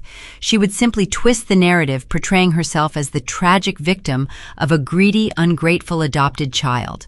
Destroying her facade in front of her country club peers is the only way to ensure the damage is permanent and public. Marcus leans back in his leather chair. A calculating glint appears in his sharp eyes. He agrees to prepare the civil filings and bind them into beautiful presentation folders. He will attend the gathering, posing as my invited guest. The ensuing week becomes a masterclass in performative motherhood. Evelyn calls my phone 3 times a day to discuss the party logistics. She never once asks if my postpartum physical recovery is progressing. She never asks how much weight Leo has gained or if his premature lungs are clearing. Instead, she asks if coral or peach linen napkins will clash with the desert sunset. She dictates the entire guest list over a prolonged morning phone call. I do not recognize 70% of the names she reads aloud. They are local politicians, prominent commercial real estate developers, and wealthy suburban socialites. These are people who can elevate her social status. She is actively using my premature son as a prop to demonstrate her matriarchal benevolence to a crowd of influential strangers. I agree to every single demand she makes. I let her choose the catered menu, ignoring the fact that she selects a sprawling shellfish spread I have been highly allergic to since early childhood. I play my part flawlessly. My icy compliance feeds her deep arrogance. She mistakes my silence for submission, just as she has done for nearly 3 decades. She thinks the reliable, drought-resistant plant is simply surviving on the meager drops of attention she is willing to sprinkle on the soil. She has no idea I have quietly redirected the entire water supply straight to my own roots. The Canyon Edge Country Club is a fortress of elite Arizona society. Growing up in the Carter household, I dreaded attending functions on those manicured lawns. The pristine golf greens and marble colonnades always felt like a beautiful, suffocating cage. Evelyn used the club to display Savannah like a prized show pony. She would parade my sister around the dining room, boasting about her amateur tennis trophies and her expensive European vacation itineraries to the other wives. I was consistently relegated to the background. My instructions were to sit quietly, avoid wrinkling my modest clothing, and never interrupt the adults. If I ever achieved an academic milestone or earned a scholarship, Evelyn would quickly pivot the conversation back to Savannah's delicate physical constitution or her latest modeling portfolio. The country club was my mother's kingdom. It was the epicenter of her social power. She feels invincible on that manicured grass. That is exactly why I chose it for her execution. A predator is always most vulnerable when they believe they are hunting within their own secured territory. While Evelyn obsesses over floral centerpieces and seating charts, I spend my evenings reviewing the explosive legal documents Marcus sends to my secure email portal. The civil lawsuit is a masterpiece of forensic accounting. It outlines the systemic embezzlement of the Lawson Trust with brutal clarity. It details the forged signatures on the executorship extension, complete with expert handwriting analysis. It demands immediate restitution of the raw commercial land deeds and a sweeping freeze on every Carter family bank account.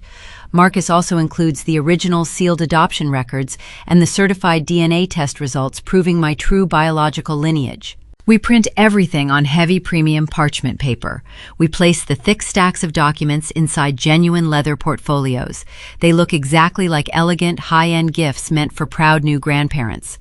The stark juxtaposition between the beautiful packaging and the devastating legal contents brings me a deep, clinical satisfaction. I am engineering a controlled demolition. Every explosive charge is placed precisely where it will cause the maximum structural collapse. 2 days before the event, I leave Leo resting comfortably with a highly recommended postpartum doula. I drive my car to an exclusive boutique in downtown Phoenix. For 29 years, my mother selected my wardrobe.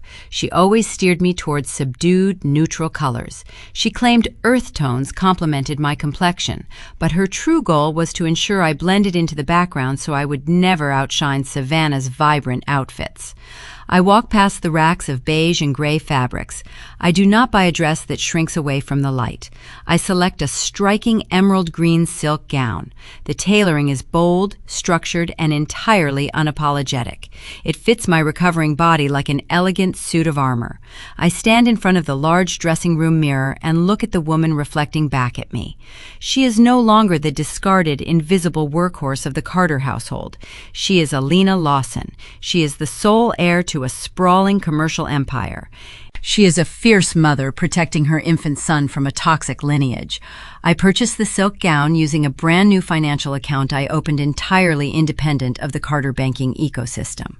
The night before the gathering, the Arizona air is thick and warm. I sit in my quiet home office, looking down at my sleeping infant.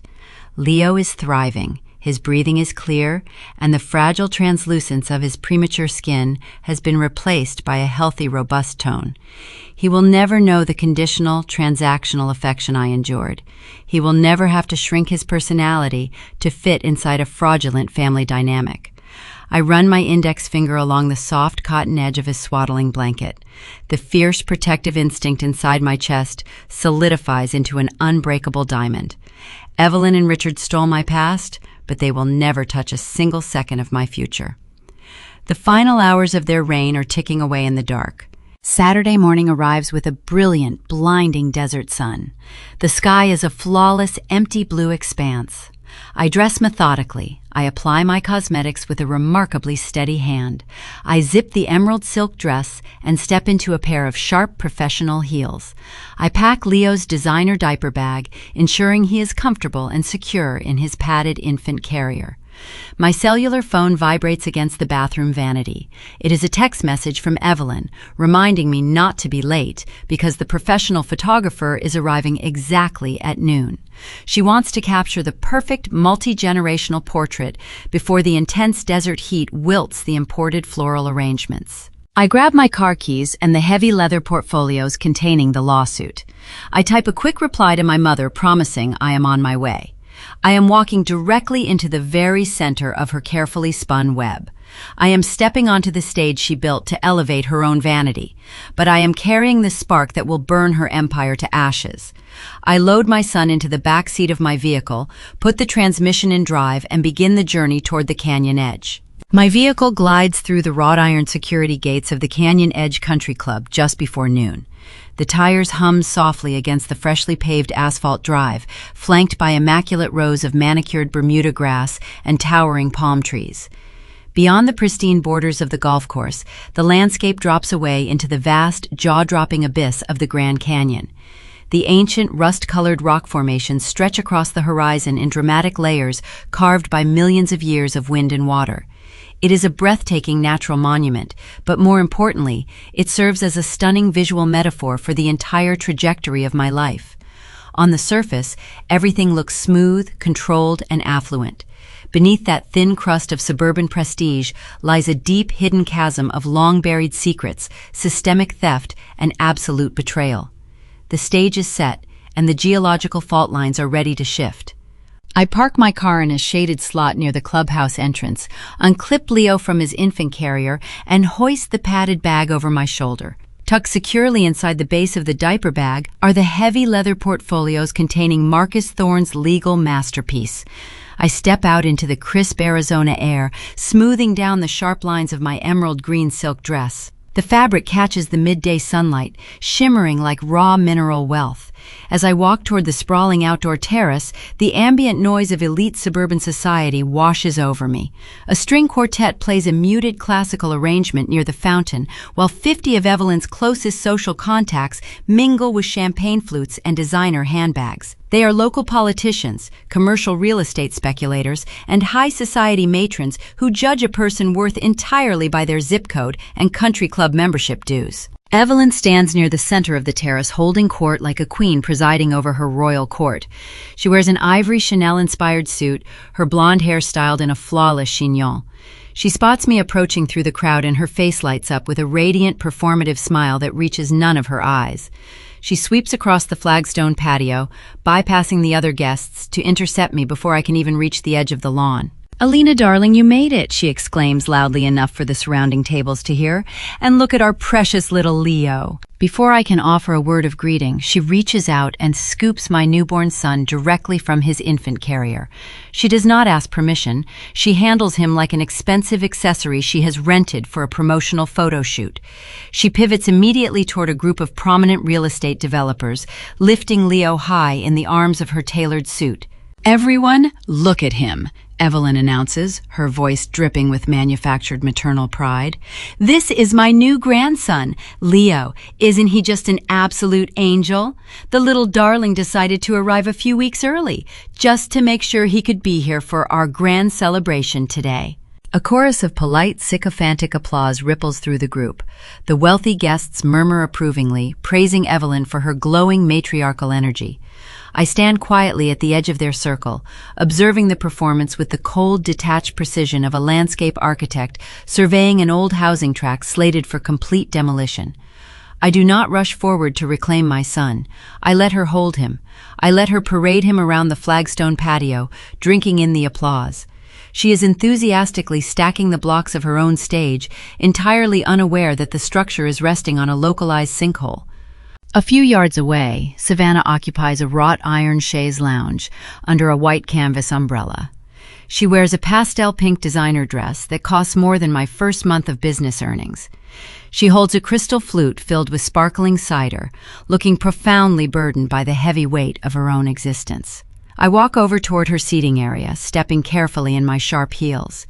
As I approach, Savannah rolls her eyes dramatically, letting out an audible, exaggerated sigh to signal her immense displeasure. "Ugh, Alina, why did you wear that color?" Savannah complains, looking me up and down with undisguised disdain. "Emerald green is so aggressive for a daytime garden party. You look like you are heading to a corporate boardroom instead of a family celebration. And honestly, bringing a newborn out into this heat feels deeply irresponsible. Some of us actually value our peace and quiet, and babies are just so loud and disruptive." I do not snap back. I do not deploy the biting retorts I spent decades swallowing. I simply gaze down at her with a calm, neutral expression that completely unsettles her. In the past, my silence would have signaled defeat. Today, it signals an utter absence of fear.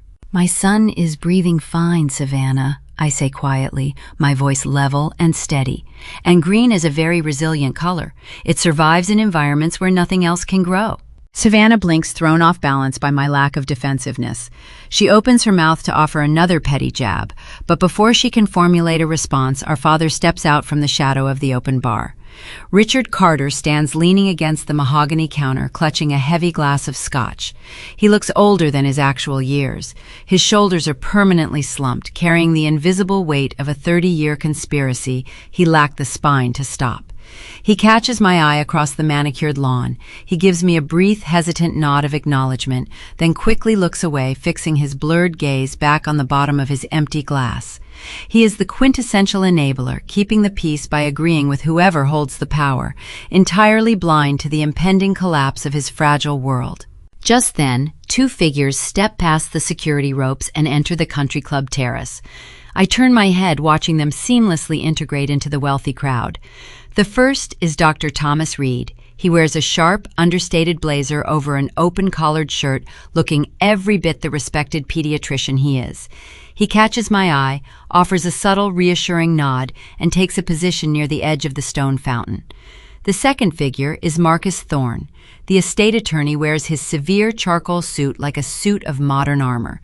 He blends into the background of high-level executives, looking like a corporate liquidator sizing up a failing enterprise.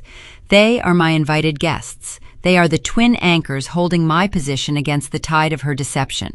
The ambient chatter of the party continues to swell, amplified by the string quartet and the clinking of crystal glasses.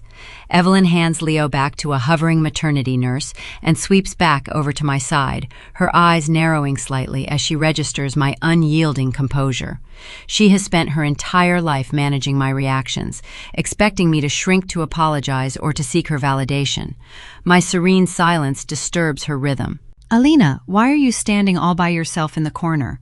Evelyn chides, her tone dipping into that passive-aggressive register she reserves for public corrections. "You look so stiff. Loosen up a little bit. Everyone is staring at you, and not in a good way.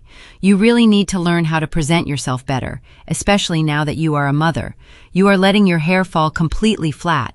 Honestly, I do not know how you manage to bungle even the simplest details of your appearance." The passive-aggressive critique hangs in the warm autumn air. In any other circumstance, those words would have stung, activating the deep, chronic insecurity she spent decades programming into my mind. I look at her manicured hands, her expensive jewelry, and her flawless chignon, seeing right through the expensive armor. I see the 15-year-old girl from the St. Anne parochial school parking lot, the one who walked past the sedan owners, dragging their shoes to make a squeaking sound of poverty. I see a woman who was so terrified of being perceived as common, so desperate to escape her father's janitorial mop bucket that she stole a dead couple's infant and their multi-million-dollar trust just to buy a ticket into elite Arizona society. Her entire life is a fragile house of cards, built on borrowed names and forged signatures. I do not flinch. I do not adjust my hair. I meet her critical gaze with a terrifying, unblinking calm. "Thank you for this styling advice, Mom," I reply, letting the word hang in the air with a strange, heavy finality. "I appreciate your unique expertise when it comes to maintaining appearances." Evelyn blinks rapidly, unsettled by the strange inflection in my voice. Before she can probe further, a chime echoes across the terrace. A microphone squeals softly as the club manager taps the metal grill to signal the start of the formal program. Evelyn's face instantly illuminates with social triumph. She smiles brightly, smoothing the lapels of her Chanel suit. The moment has arrived. She taps a crystal champagne flute with her fingernail, demanding the attention of the 50 elite guests scattered across the flagstone lawn. She believes she is stepping up to the microphone to deliver the crowning performance of her matriarchal career. She has no idea she is stepping directly onto the gallows she spent 30 years constructing for herself, and she is about to kick the chair out from underneath her own feet. A crisp ping of sterling silver against crystal cuts through the ambient noise of the country club terrace.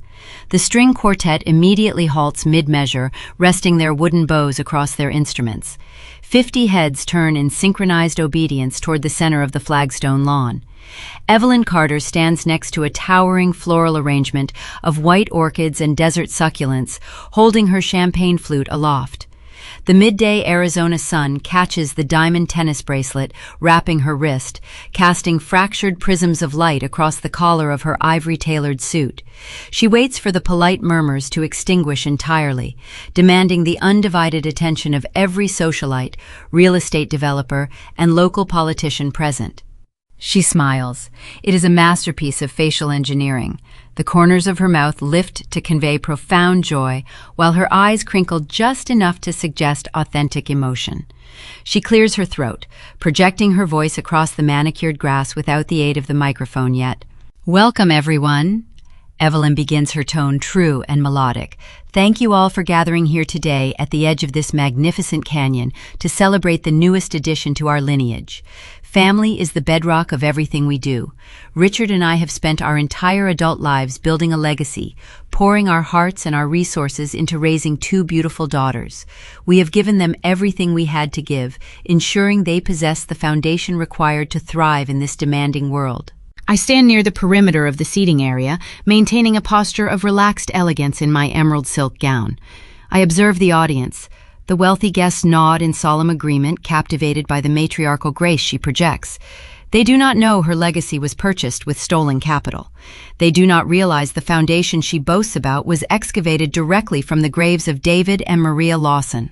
Evelyn places a hand over her heart, her expression shifting from joyous celebration to an expertly crafted mask of maternal vulnerability. As many of you know, little Leo decided to make his entrance into the world several weeks ahead of schedule. She continues, lowering her voice to a theatrical, conspiratorial hush. "I will never forget that night as long as I live. It was the middle of the night when the frantic call came through. The sheer terror that grips a mother's heart when she realizes her child is in danger is indescribable. Richard and I dropped everything. We threw our coats over our pajamas, raced through the dark suburban streets, and sat pacing the hospital waiting room floor, praying for the safety of our daughter and our unborn grandson." The audacity of the fabrication steals the breath from my lungs. She is not merely omitting the truth, she is constructing an alternate reality out of thin air, weaving a heroic narrative to elevate her own social standing. I remember the cold oak floorboards pressing against my cheek. I remember dialing her primary number 7 times, listening to the sterile automated voicemail click over while blood pooled beneath my body. I remember the terrifying, solitary ambulance ride and the suffocating silence of a family that had intentionally severed my lifeline to protect a minor sleep disturbance. Yet here on this sun-drenched terrace, she paints herself as the frantic, devoted savior. She sells the lie with such conviction that tears actually well in the corners of her eyes. The guests murmur in sympathetic awe. A prominent city councilwoman dabs her eye with a linen napkin. Savannah, seated in her wrought-iron chaise lounge, examines her manicured fingernails, looking profoundly bored by a story she knows is entirely fictional, but too lazy to contradict the performance. Richard shifts his weight uneasily by the open bar, taking a long, deliberate sip of his scotch, washing down the bitter taste of his own complicity. Evelyn turns her radiant, tear-glossed gaze toward me. The crowd follows her line of sight, 50 pairs of eyes landing on my green dress. She raises her crystal flute higher into the air. To Alina, Evelyn projects her voice soaring over the terrace. "You have always been our strong girl. You weather every storm with such quiet grace. We watched you navigate the terrifying chaos of a premature delivery, and we are so incredibly proud of the resilient, dedicated mother you have already become." To Alina and to little Leo. To Alina, the crowd echoes in unison, raising their glasses in a synchronized toast. The sunlight glints off 50 rims of crystal. Evelyn gestures gracefully toward the microphone stand positioned near the white orchids. "Come up here, sweetheart," she coos, waving her hand. "Say a few words to our guests. Share this beautiful moment with the people who love us." She expects a docile, compliant display of gratitude. She anticipates that I will step to the podium, thank her for hosting this lavish event, and praise her unwavering support. She believes I will validate her fictional narrative in front of the very people she needs to impress. I step forward. My heels click rhythmically against the flagstones. The emerald silk flows around my legs, bold and unyielding. I do not rush. I walk with the measured, deliberate stride of an architect entering a condemned site, fully prepared to detonate the charges. I pass the fountain. I make brief, fleeting eye contact with Dr. Reed. He stands near the edge of the patio, his arms crossed over his chest, his expression stoic and ready. I glance toward the back row of seating, spotting Marcus Thorne in his sharp charcoal suit. The estate attorney gives me a microscopic, almost imperceptible nod. I reach the microphone stand. The metal shaft is warm from absorbing the midday sun. I adjust the height, leaning in slightly. The speakers emit a low, brief hum of feedback that quickly resolves into a crisp, amplified clarity. I look out over the sea of imported linens, designer sunglasses, and expectant faces. Evelyn stands just 3 feet away, beaming with triumphant satisfaction, ready to absorb my public deference. Richard is watching his shoes. Savannah is yawning behind her hand. "Thank you, Evelyn," I begin. My voice does not shake. It does not waver. It echoes over the manicured lawn and carries out toward the rugged depths of the Grand Canyon, terrifyingly calm and crystalline. Thank you for bringing all of these influential people together today. It is truly remarkable to see so many prominent members of this community gathered in one place to celebrate the truth about our family. Evelyn's smile falters for a fraction of a second. The phrasing is slightly unorthodox. It lacks the groveling warmth she anticipated, but she recovers quickly, maintaining her poised posture, waiting for the compliment she assumes is following. Usually at these events, the guests bring gifts to honor the arrival of the new baby. I continue keeping my tone conversational, pacing the delivery to let the tension build naturally in the warm air. But given the unique circumstances of my history and the profound legacy this family has built, I felt it was only appropriate to reverse the tradition today. I brought gifts for the new grandparents. I pause, letting the words hang over the silent crowd. The guests lean forward, their faces softening into expressions of delighted anticipation. They expect me to unveil a sentimental gesture. They are waiting for framed professional newborn portraits, or perhaps a custom-bound scrapbook documenting our fabricated family tree. I turn my head slightly and signal toward the back of the terrace. Marcus Thorne steps out from the shadow of the canvas umbrellas. He moves through the parting crowd with the predatory grace of a corporate liquidator. His charcoal suit stands in stark contrast to the pastel garden party attire surrounding him. He carries 2 thick premium leather portfolios pressed against his side. The gold clasps catch the sunlight. Marcus approaches the front of the gathering. The string quartet watches him with bewildered curiosity.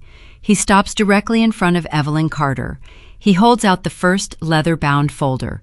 Evelyn looks at the offering, her brow furrowing slightly, confused by the presence of this severe, unknown man.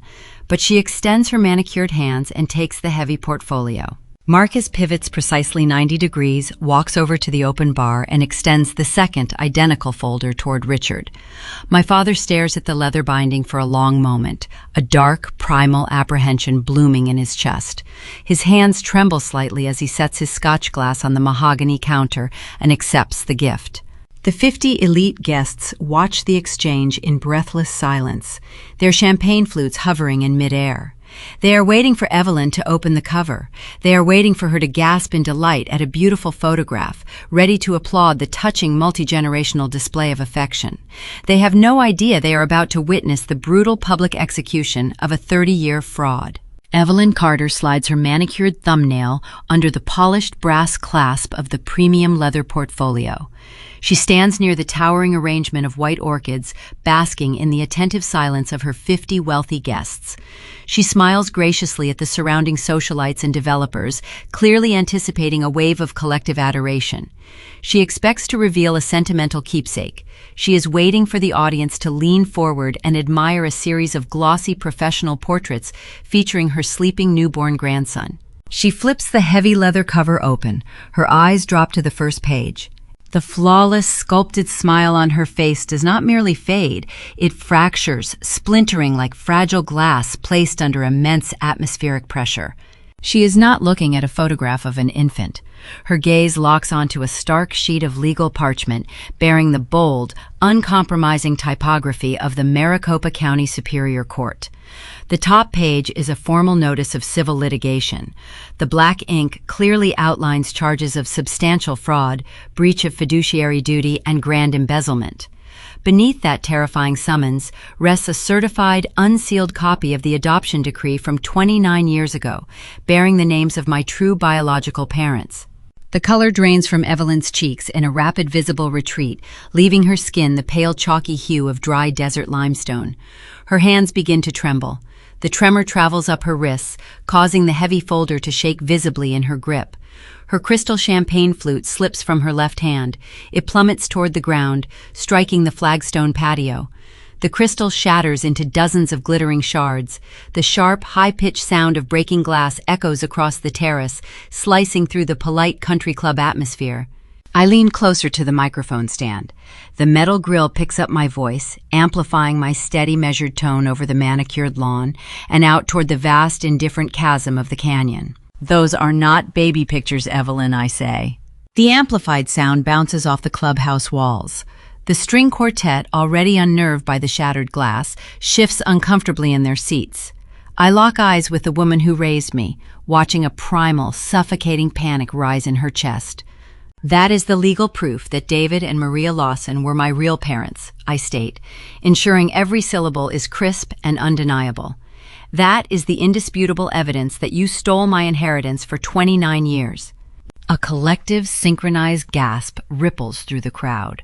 50 affluent guests inhale sharply, then a profound and absolute silence descends over the gathering. It is not the respectful quiet of a toast. It is a thick, heavy vacuum. In elite suburban society, wealth is revered, but a public scandal involving stolen capital is a highly contagious disease. The prominent politicians and real estate tycoons immediately recognize the gravity of the names I just spoke. They remember the tragic plane crash. They remember the lucrative Lawson portfolio.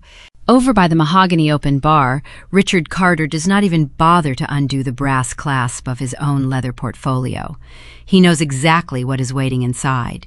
He lived the lie every single day of his adult life. He stares at the dark binding, his shoulders slumping forward under the crushing weight of a guilt he carried in cowardice for decades. His fingers go lax. The heavy folder slips from his grasp, hitting the manicured Bermuda grass with a dull, hollow thud. He refuses to look at me. He simply stares at his leather shoes, defeated by the truth he never had the spine to confess. Savannah sits upright on her wrought iron chaise lounge. The pastel pink designer fabric of her dress suddenly looks absurd against the grim reality unfolding on the lawn. She looks at Evelyn, waiting for her mother to laugh, to dismiss my accusation as a tasteless hormonal joke. But Evelyn is entirely speechless. Her mouth opens and closes like a suffocating fish pulled from the water.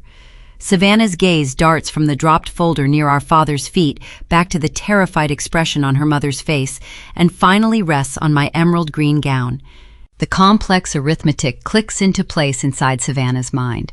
The extravagant European finishing schools, the luxury vehicles purchased with cash, the exclusive spa retreats in Sedona. She realizes she does not possess a single cent of genuine wealth. She is a parasite feeding on a stolen host. She is wearing clothes purchased with my dead parents' money. A high-pitched, piercing shriek escapes Savannah's throat. It is a raw sound of pure, unadulterated panic shattering the quiet atmosphere of the garden party. I do not flinch at the noise. I grip the sides of the microphone stand, transforming the sunny country club terrace into my own personal courtroom. I lay out the facts with the cold, methodical precision of a landscape architect drafting a demolition grid. Earlier today, Evelyn spun a beautiful tale about racing to the hospital during my premature labor, I announce, projecting my words clearly to the audience. That was a fascinating, heroic story. The truth is much simpler. I dialed her primary number 7 times while bleeding on my hardwood floor at 2 a.m. She turned off all her phone ringers because Savannah was experiencing a minor sleep disturbance. They left me alone in the dark.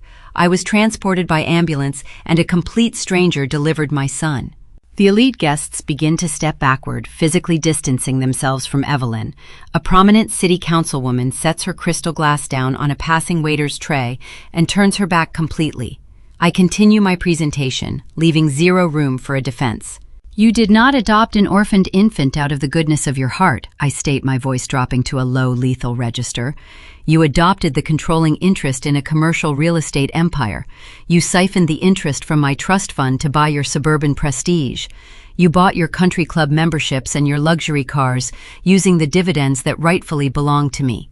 I pause, letting the financial reality sink into the minds of the wealthy spectators. And when I turned 25, the exact age I was legally required to inherit my estate, you forged my signature on an executorship extension to maintain your fraudulent control over the capital. You committed a severe federal crime to keep the money locked inside your own bank accounts. Evelyn finally finds her voice. It is a reedy, desperate sound, stripped of all its former melodic confidence. "Alina," she stammers, clutching the leather folder against her chest, as if the thick parchment could shield her from the exposure. "Please, you are confused. We can explain everything in private. You are under so much stress from the new baby. This is just a terrible misunderstanding." She looks around at her wealthy friends, pleading silently for their support. She expects someone to step forward and intervene on her behalf. But elite society is a brutal, unforgiving ecosystem. They do not tolerate fraud when it is dragged out into the daylight. They stare at her with cold, unblinking judgment. She is no longer the reigning matriarch of their social circle. She is a counterfeit. I step back from the microphone stand, entirely unbothered by her pathetic attempts to salvage her dignity.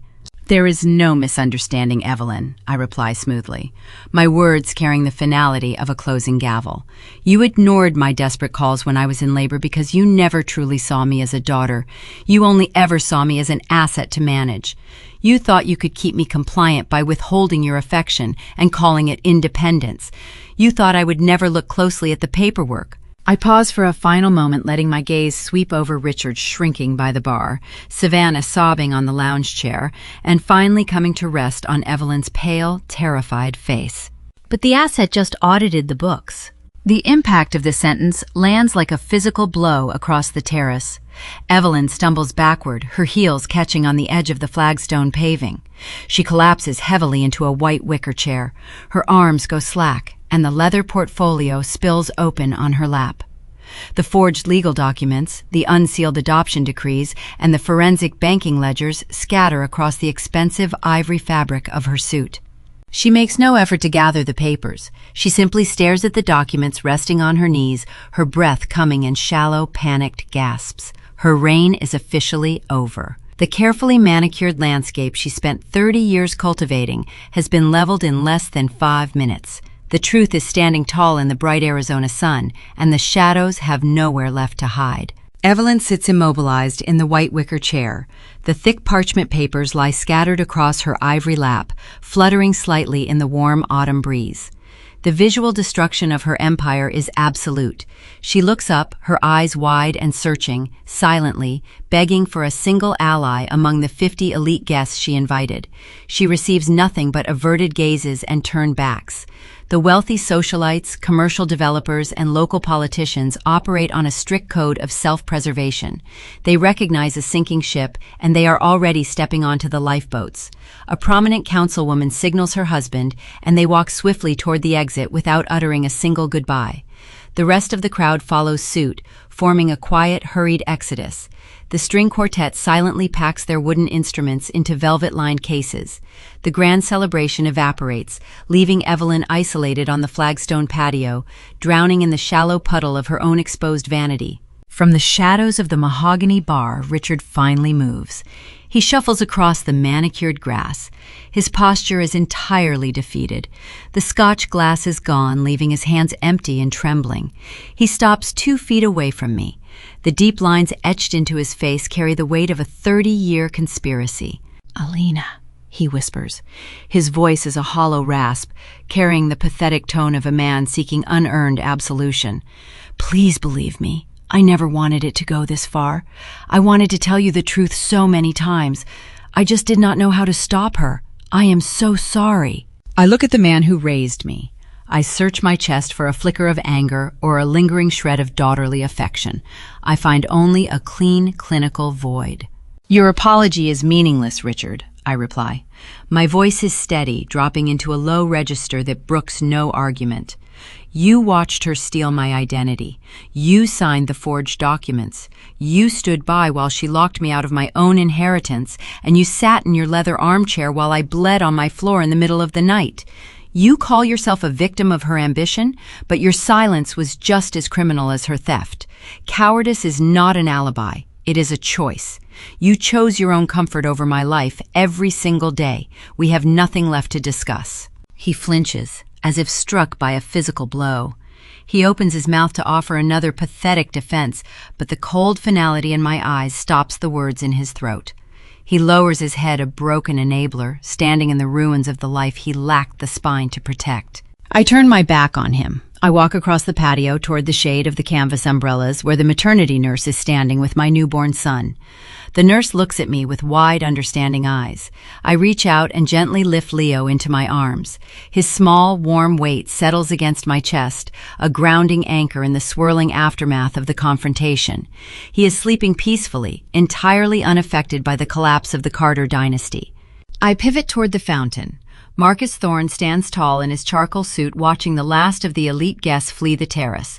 I offer him a singular, appreciative nod. The legal filings are in motion, Marcus says, his tone strictly professional, but laced with a profound respect. I will see them in court on Monday morning. Thank you, Marcus, I say. I turn to Dr. Reed. The pediatrician offers a warm, genuine smile. He steps forward and lightly touches Leo's swaddled shoulder. His breathing sounds excellent today, Dr. Reed remarks, bypassing the drama to focus entirely on the only thing that actually matters. You did well, Alina, both of you. I could not have done this without you, I tell him. I will see you at his 2-week checkup. I adjust the infant carrier over my shoulder and walk toward the wrought iron gates. I do not look back at the flagstone terrace. I do not look at Savannah sobbing on her chaise lounge, or Richard staring at his shoes, or Evelyn clutching the forged documents to her chest. I walk down the pristine asphalt driveway, my heels clicking in a steady, victorious rhythm. The air outside the country club feels lighter, stripped of the toxic pretense that suffocated my childhood. I place my son in the back seat of my car, slide behind the steering wheel, and drive away from the canyon edge. The resolution of the legal warfare moves with breathtaking speed. When a financial crime is documented with forensic precision, the justice system operates like a swift mechanical scythe. Marcus Thorne files the civil litigation on Monday morning.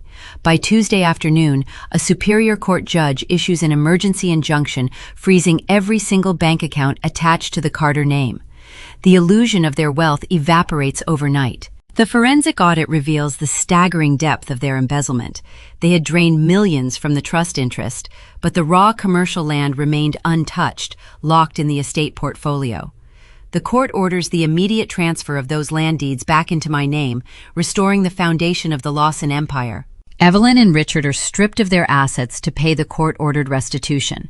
Their sprawling 5-bedroom suburban estate is seized and auctioned. The luxury vehicles are repossessed by the banks, but the financial ruin is only the beginning. The forged executorship extension triggers a criminal investigation. They are indicted on federal charges of grand fraud and identity theft. The socialite who built her life on elite perception is reduced to sitting at a defendant table stripped of her Chanel suits, facing the cold reality of a federal sentencing grid. Savannah experiences the most brutal collision with reality. Stripped of her stolen allowance, evicted from her luxury apartment, and entirely devoid of any marketable skills, she is forced to enter the workforce. The girl who complained about the exact botanical sourcing of massage oils now wears a polyester uniform, working a minimum wage register at a local retail outlet. She learns the hard way that the real world does not accommodate fabricated fragility. I never speak to them again. I do not attend their sentencing hearings. I block their numbers, their emails, and their legal representatives. I surgically remove them from my existence. The restoration of my inheritance changes the trajectory of my life, but it does not change my core identity. I do not squander the loss and trust on hollow luxury. I honor the visionary spirit of the parents I never knew. I use a portion of the reclaimed capital to dramatically expand my desert landscape architecture firm. I purchase a commercial office space in downtown Phoenix, hiring a dedicated team of junior designers and structural engineers. We take on massive municipal contracts, building sustainable, drought-resistant urban green spaces that thrive in the harsh southwestern climate. More importantly, I address the trauma that initiated my liberation. I coordinate with Dr. Reed and the administration at Desert Springs Medical. I establish the Lawson Foundation for Neonatal Care. I funnel a significant percentage of my commercial dividends directly into the hospital ward that saved my son. The foundation purchases state-of-the-art incubators, funds advanced respiratory research, and provides comprehensive financial grants to families struggling to afford the astronomical costs of premature intensive care. I ensure that no mother ever has to sit in a quiet recovery room, terrified and unsupported, wondering how she will survive the night. It has been 2 years since the gathering at the country club. Ian returned from his European build, stepping seamlessly into his role as a devoted partner and a fiercely loving father. Today we are standing together on a remote elevated ridge in the northern Arizona desert. The sun is setting, casting a brilliant spectrum of burnt orange and deep violet across the vast open sky. The wind sweeps over the canyon floor, carrying the scent of dry sagebrush and sun-baked stone. Leo is 2 years old now. He is a strong, vibrant toddler with dark hair and endless energy, currently chasing a jackrabbit through the sparse brush. I watch him run, feeling a profound, unshakable peace anchor my soul. My profession taught me the fundamental rules of survival. I used to believe that endurance meant clinging desperately to whatever dry, poisoned soil you were planted in. I thought strength meant surviving a drought without ever asking for water. I was wrong. True resilience is not enduring abuse. True resilience is recognizing when the environment is toxic, uprooting yourself completely, and finding a landscape where you can actually grow. The people who raised me called me the strong girl to keep me tethered to their lies. They thought my quiet nature was a symptom of weakness. They never understood that still water runs deep, and when a dam finally breaks, it carries enough force to reshape the entire topography of the earth. I take a deep breath of the crisp desert air. I look out over the ancient rust-colored canyons rolling toward the horizon. I am no longer the invisible workhorse. I am the sole heir to a reclaimed legacy. I am a mother, an architect, and a survivor. My name is Alina Lawson. I am standing on my own solid ground, and I am finally free. The Roots We Cultivate, a reflection on truth cultivation and the American family. The story of Alina Lawson, a woman forced to navigate the barren, unforgiving landscape of familial betrayal in the heart of the Arizona desert, is far more than a tale of stolen inheritance. It is a profound, devastating mirror held up to the modern American family. It forces us to look past the manicured lawns, the country club memberships, and the carefully curated holiday photographs to examine the actual soil in which we are planting our children. Alina's harrowing journey from a bleeding, abandoned mother on a hardwood floor to a triumphant, liberated woman reclaiming her legacy asks us a fundamental question. What happens when the sanctuary of the traditional family is built upon a fault line of deception? The mandate for American parents. To parents navigating the complexities of modern American culture, the Carter family represents the darkest shadow of the suburban dream. We live in a society that frequently equates providing financial stability and external prestige with successful parenting. But traditional family values are not forged in the crucible of wealth. They are forged in the quiet, unseen moments of absolute honesty and emotional awareness. Evelyn and Richard Carter failed not because they lacked resources, but because they treated a human life as an asset to be managed. They lacked the emotional integrity required to build a true family structure. Fairness in parenting does not merely mean dividing a financial estate equally. It means offering equal emotional presence. It means recognizing that the strong, reliable child requires just as much nurturing grace and attention as the fragile one. When we label a child as independent simply to absolve ourselves of the exhausting work of parenting them, we are committing a form of spiritual neglect. The essential message here is that a traditional family structure can only endure if its foundation is poured with the concrete of absolute truth. Secrets, favoritism, and the weaponization of a child's competence will eventually rot the floorboards. Parents must cultivate environments where emotional vulnerability is met with fierce protection, not dialed back to voicemail. If you wish to build a legacy that outlasts you, you must raise your children in the daylight of honesty, teaching them that their worth is inherent, not transactional. A directive for the next generation. To the young people currently navigating the intricate, often painful dynamics of their own households, Alina's story imparts a crucial directive regarding family education. Society and traditional culture condition you to honor your roots, to respect your elders, and to view your family as your ultimate moral compass. These are beautiful, vital principles, but they must not become a suicide pact. The lesson here is that honoring your family does not mean silently absorbing their abuse. True respect for traditional family values means holding your lineage to a standard of fundamental decency. If you are the reliable child, the one who quietly bears the weight of your family's dysfunction while asking for nothing in return, you must realize that extreme self-sacrifice is not a virtue. It is a cage. You are allowed to demand the love you give. You are allowed to require reciprocity. Most importantly, you are allowed to recognize when the soil you were planted in is irrevocably poisoned, and you possess the absolute right to uproot yourself in search of solid ground. The perspective of the spiritual practitioner. If we elevate our gaze and observe this narrative from the perspective of a spiritual practitioner examining the current state of American society, the story transforms into a parable about the desperate need for self-cultivation.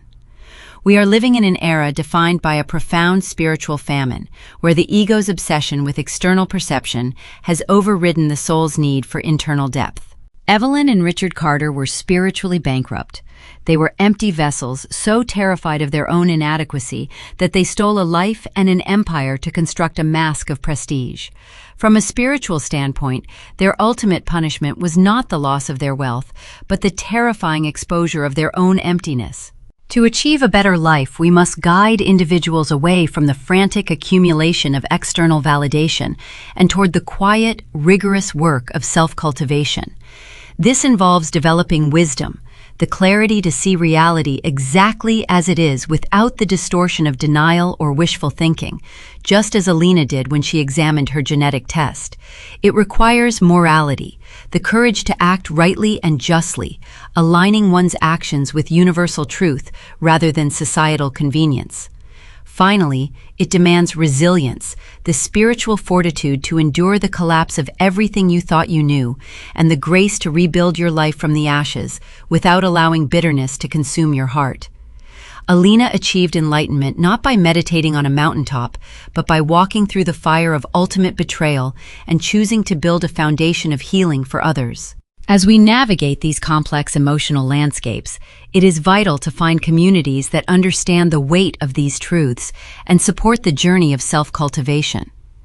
If this story resonates with the quiet battles you have fought in your own life, I encourage you to subscribe and follow Morning Revenge.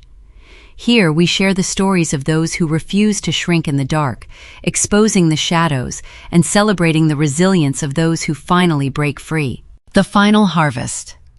We are conditioned by conventional wisdom to believe that family is our ultimate sanctuary, that blood is an unbreakable covenant, and that forgiveness is the highest moral imperative we can achieve. We are taught that cutting off our roots is a failure of empathy, a selfish act that violates the sacred laws of kinship.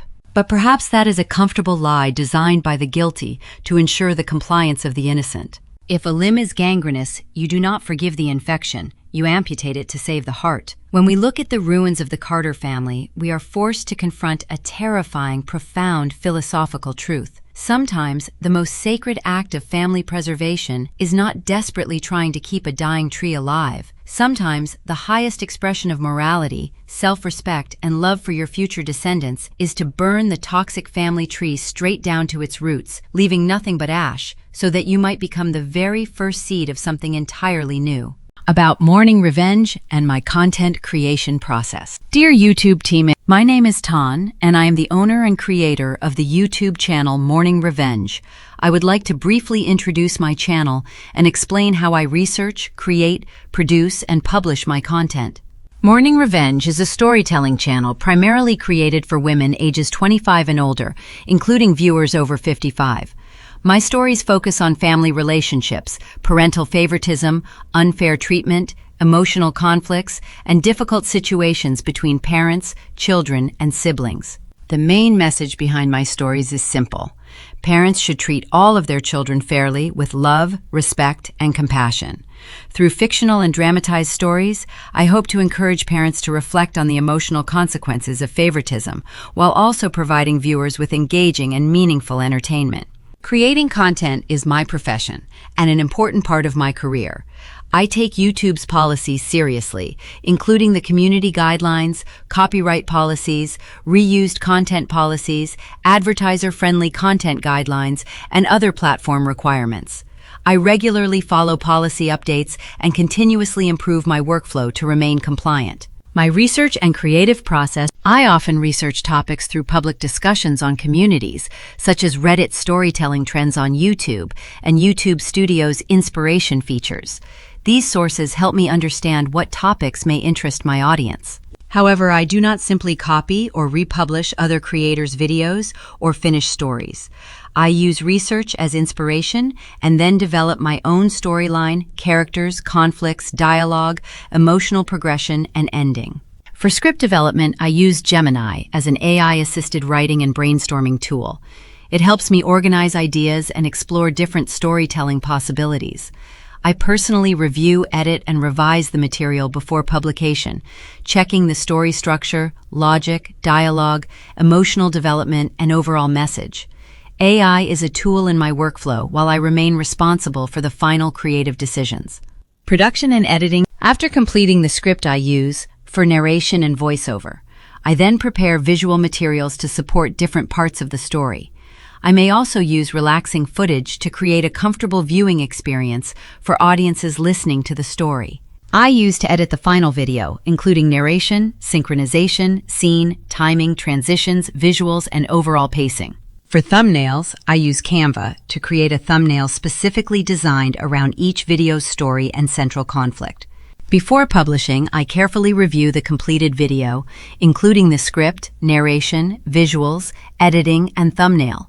Audience engagement and my commitment. I regularly read and respond to viewer comments and use the community tab to communicate with my audience. Their feedback helps me understand what they enjoy and how I can improve future content. I understand the importance of maintaining high standards for monetized content, and I sincerely respect YouTube's review process. I kindly ask the YouTube team to consider my complete creative process when reviewing Morning Revenge. My goal is to create original storytelling experiences through research, creative development, writing, narration, visual production, editing, and continuous audience engagement. I am committed to continuing to learn, improve, and follow YouTube's policies.